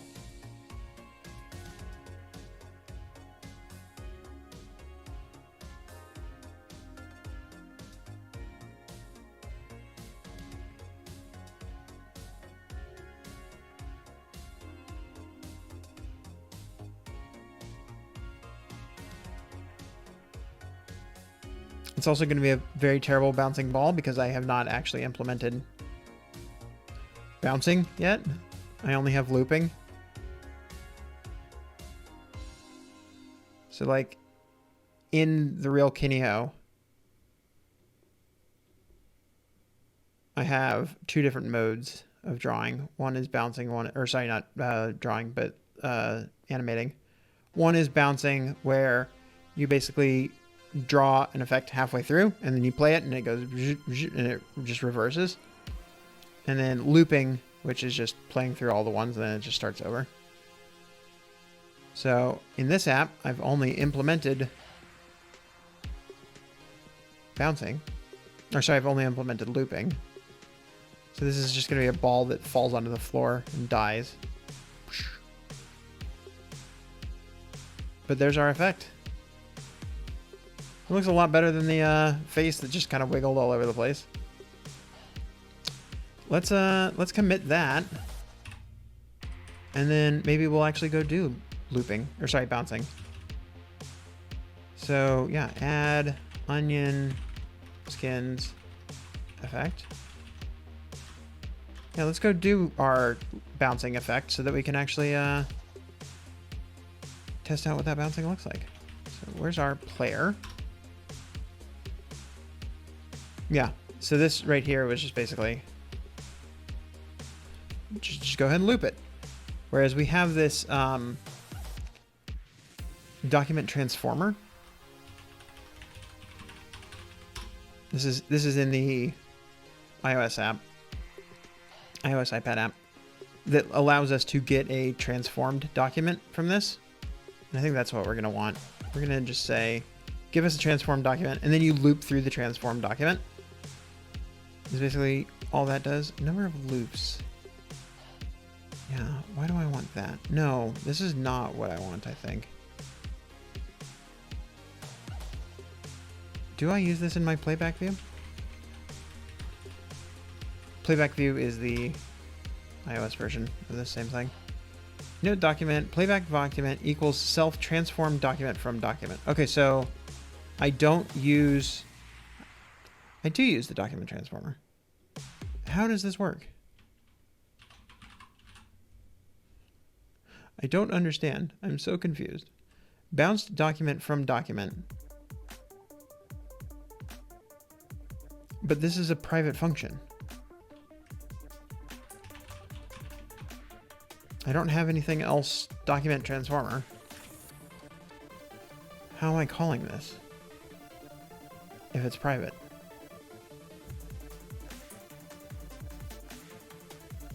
Did I change this recently and just not realize that I broke it? Yes. Yes, I did. Okay, so this should not be private. This should be public. So now I do have that, and I can say, let's go back to this. Playback document equals self-transformed document. If it is a standard or a loop, we just say the document. Otherwise, we say, give me a bounce document. So I think I might be able to get away with just saying document transformer dot bounced document from editing state dot document. And that should just work.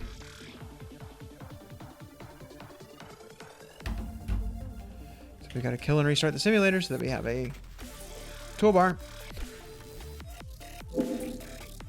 I need to add keyboard shortcuts just so that I don't have to constantly kill and restart the simulator to be able to use stuff like this. Well, that didn't work. Oh, yep. No, I got to get this from somewhere else. So playback document. Okay, so we need this to be somewhere else. Let's go.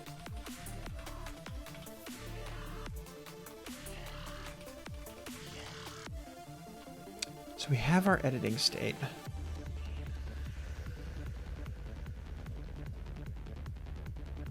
Because we are watching our editing state to see if it finishes. I think the problem is we basically want to listen to that binding. And whenever that changes, we need to update our document. Are we doing anything with this editing state? That's my other question. I don't think we need to do anything with this editing state. So this probably doesn't need to be a binding. This probably can just be a private let playback document. And then instead of grabbing the editing state here, what we grab is yeah, we're just gonna say playback document equals this.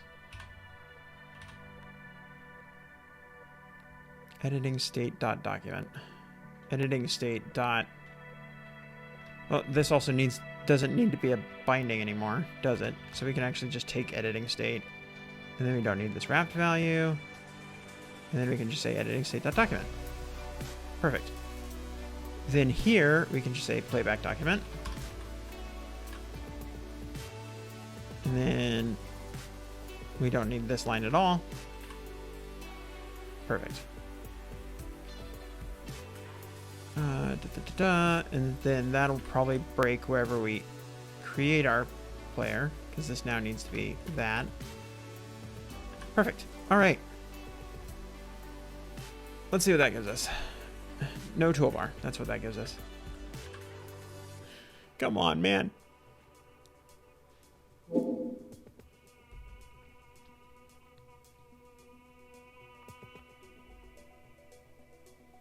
There we go. There's our bouncing ball. You got this. Yeah.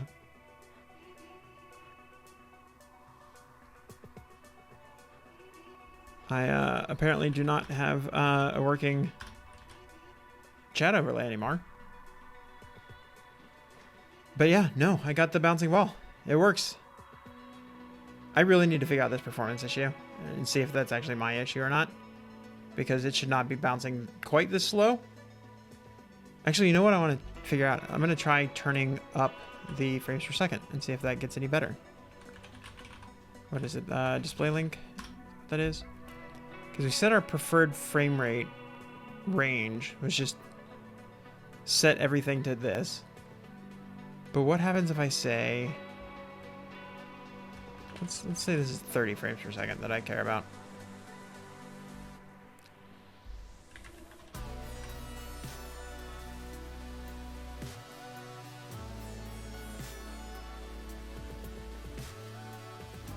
Yeah, I really need to add. Or what I really need is I need them to just fix the simulator so that it doesn't delete my toolbar constantly. Okay, so it doesn't seem to be a performance issue. It seems to be something's up with my display link not working right. Because it's not that it can't render more than 12 frames a second.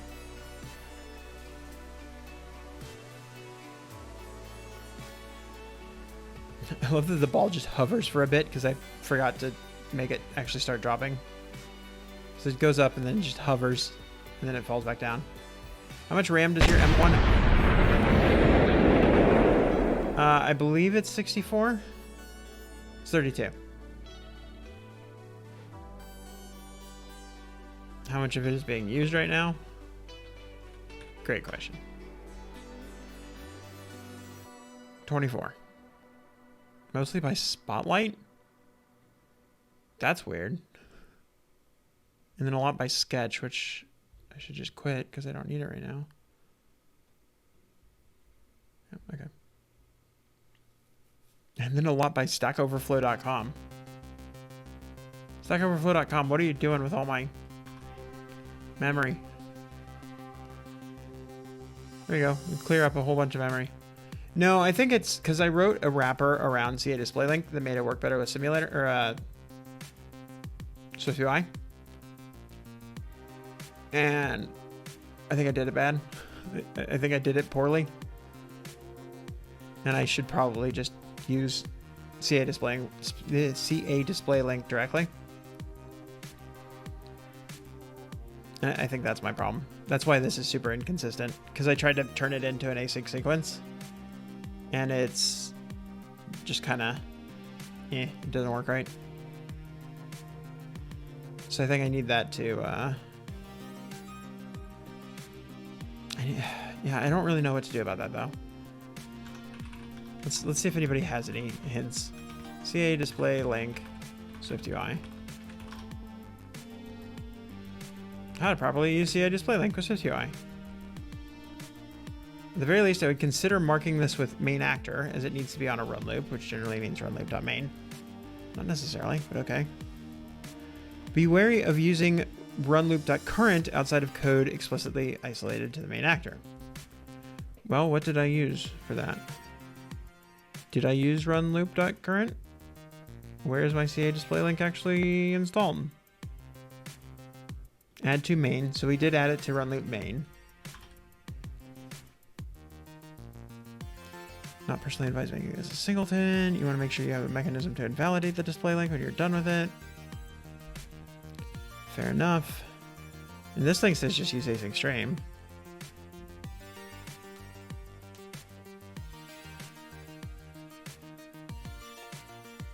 It's definitely an option. Let display link equals display link. Display link in continuation yield. Where display link is this.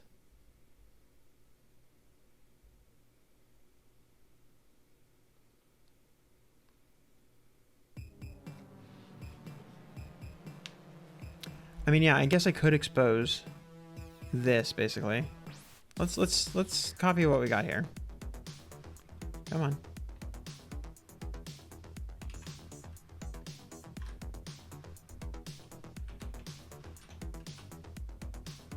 I think I am going to tweak a little bit of what they have because I don't super love this, but this is saying CA display link dot events.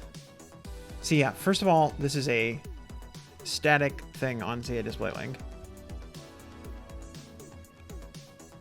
I don't want that because that's basically creating this internal display link.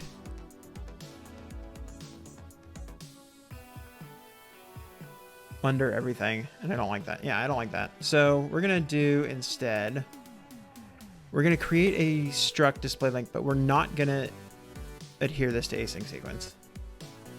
By adhere, I mean conform, but sometimes I mess up my words. So struct display link, it's just a display link.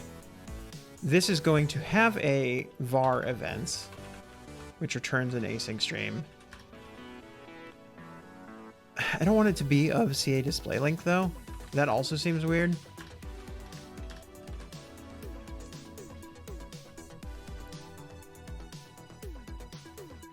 I basically want this to be an async stream of void.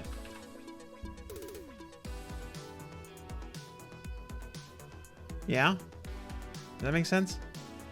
So then we've got our display link.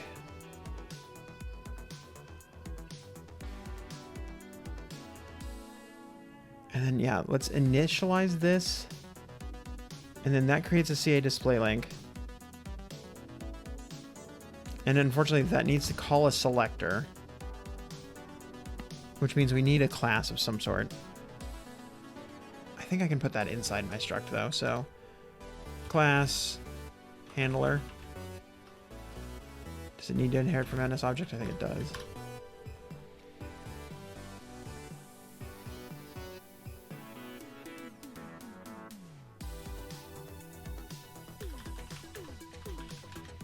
So we'll do a private let display link.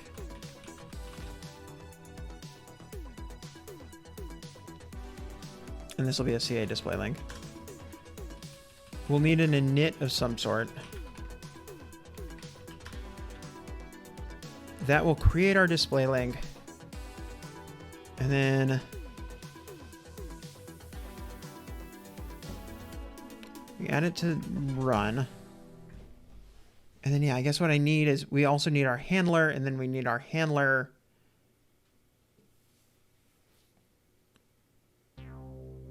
to have some kind of callback. And then our async stream returns an async stream with a continuation.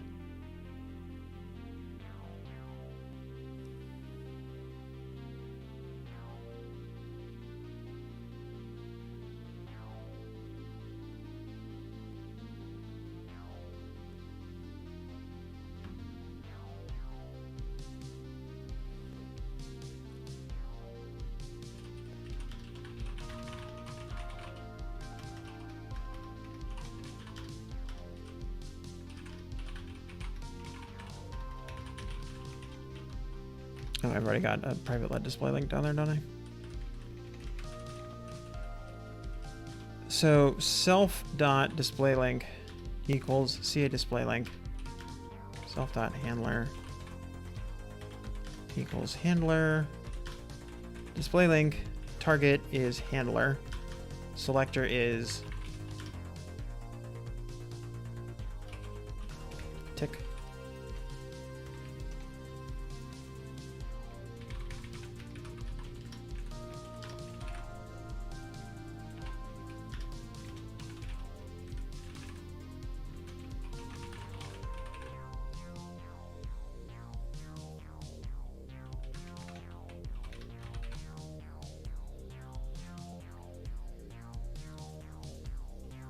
This will need a var.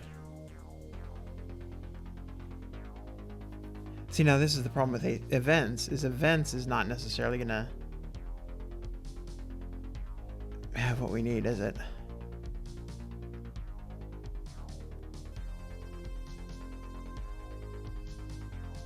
So we need handler to exist, then we need target to exist. And then can we actually, yeah, can we make events be a let as well?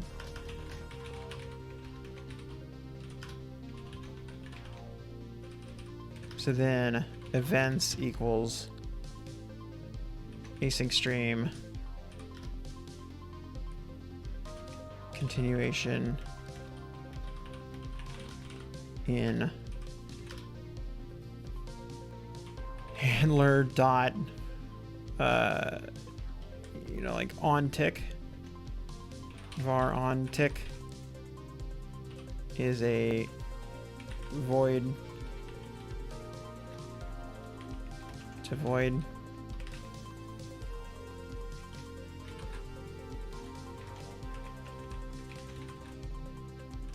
When calling this function in Swift 4 or later, you must pass a... Oh, yeah, no, it's the other way around. To void. That's what I want. Handler.onTick equals continuation dot yield. Constant self events captured by a closure before being initialized. How? Events is not captured in here. But I guess what I could do is I could just, here's what I'm going to do. This is going to be a lazy var events equals. Come on. Can I actually even just do this? Equals async stream void. Yeah, there we go. So then I don't need these. And now I can create a CA display link. And now I think the other thing that we needed to do is mark this main actor. We also need to add the display link to our run mode.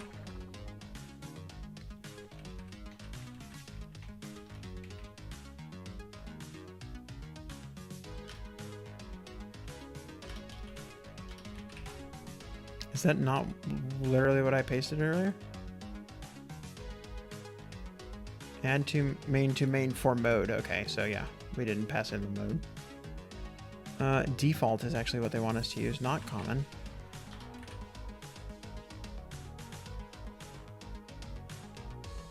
All right, so let's get rid of all of that.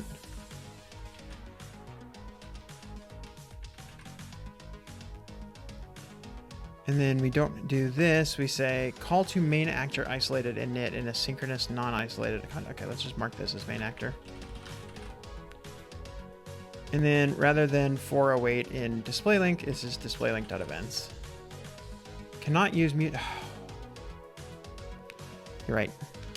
That can't be a lazy var because that's mutating.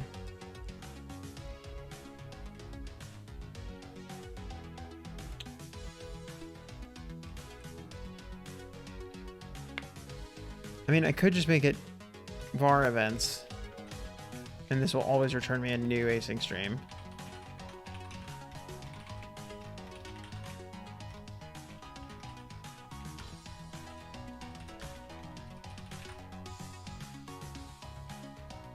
I don't love that though, because I really only want the one. So then maybe what if I do private let events async stream void, and I say events equals ca display link. No, sorry, display link dot events, and then I just do events here, and I rename all of these to ticks instead.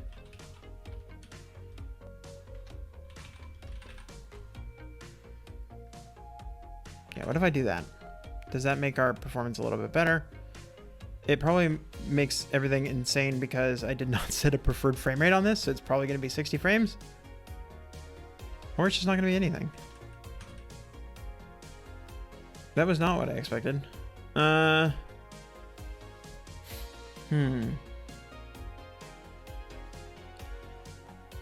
Wait, let's go set that anyway.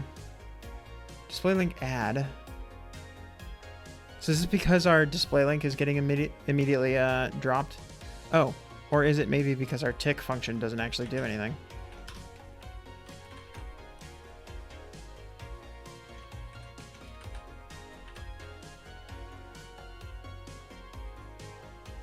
Yeah, okay. So that definitely works. It's just a little bit fast. Okay. Let's we need to set our preferred frame rate range.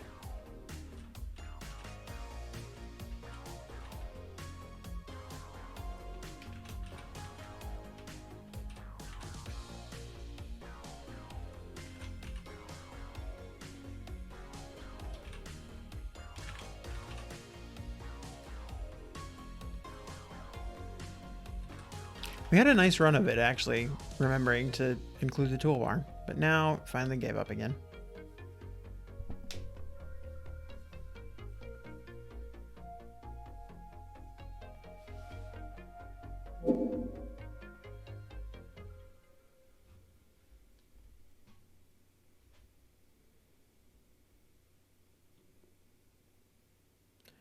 Yeah, see, now it's almost like it's jank again.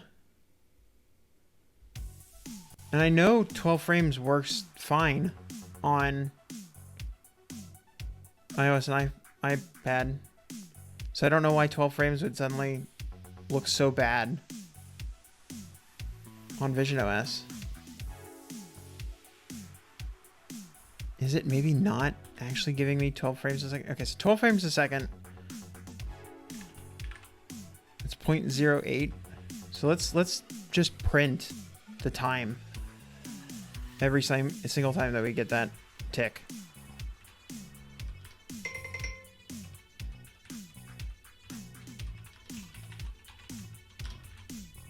I'm going to use the new fancy logging. OS log.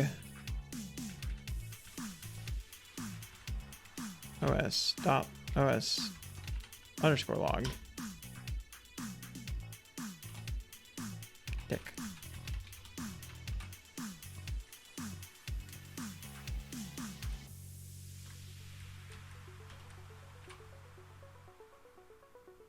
Also, did that...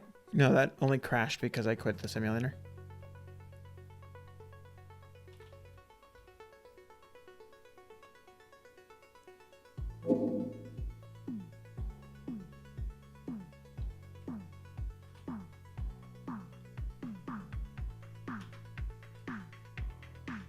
Okay, so we got a bunch of ticks here. And now we can turn on timestamp. Look at that. Amazing. Yeah, this is definitely looking like more than 0.08 seconds in between each jump. From 6.1 to 7.4, that's 1.3. That's significantly less than, sorry, 0.13, not 1.3. That's significantly longer than 0.8. So, let's see. 0.74 minus 0.61, 0.13. 1 over that. Yeah, that's closer to 7 almost 8 frames a second. Gross. If I run CA Display Link at an unpreferred frame rate, and what I do instead is I tick every time it goes past 0.8 seconds, would that make it smoother? I know that this one works on iOS and iPadOS, but maybe the answer is it just doesn't work as well on visionOS, or at least on the visionOS simulator. So maybe I should untether that frame and just do the counting myself. Because it definitely seems like it looks fine at 60 frames or whatever it is when I don't lock the preferred frame rate.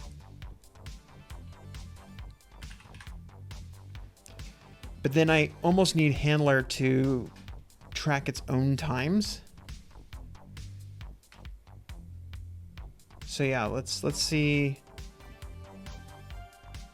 var last tick time 0. I guess this would be a CA media time. No, what is that? This is in CA display link target timestamp CF time interval.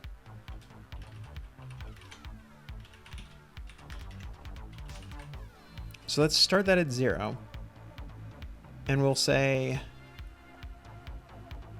if sender dot target timestamp minus last tick time is greater than 1 over preferred frame rate.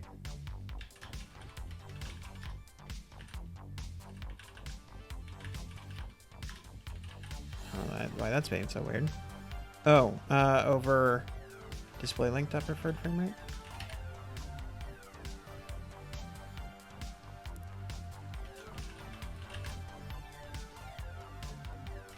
Then we on tick.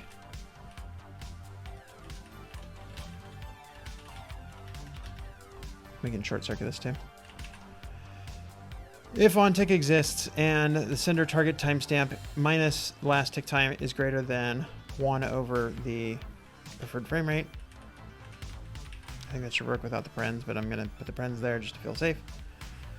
Then we do an on tick and we say last tick time is equal to sender.target timestamp. So yeah, that should now do all the counting ourselves.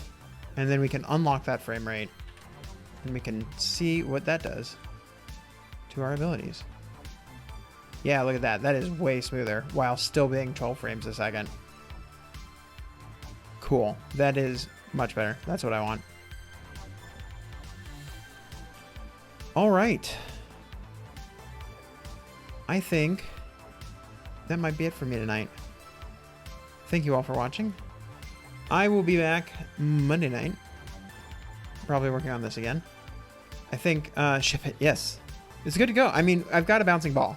That's all I need for this app. That's what this app is. It's a bouncing ball. That's you know, that's what's on the homepage. Ta-da. I don't see any reason why I should do any further work on this app at all. It's good. No, I will be back Monday night continuing to work on this. I might, and I say this a bunch of times, and the only times that I ever actually do weekend streams is when I don't promise that I might do weekend streams. So I'm going to say I might do a weekend stream, but then you know that that's code for I'm not going to do a weekend stream. So, but yeah, it'll probably, if I do a weekend stream, it'll be working on the iOS version of Kineo because somebody reported a bug in it and they need me to fix it. So, that'll be that. Fun and exciting. I don't know. But yeah, either way, I will see you Monday. Thanks for watching. Have a good evening in black and white, apparently. Bye.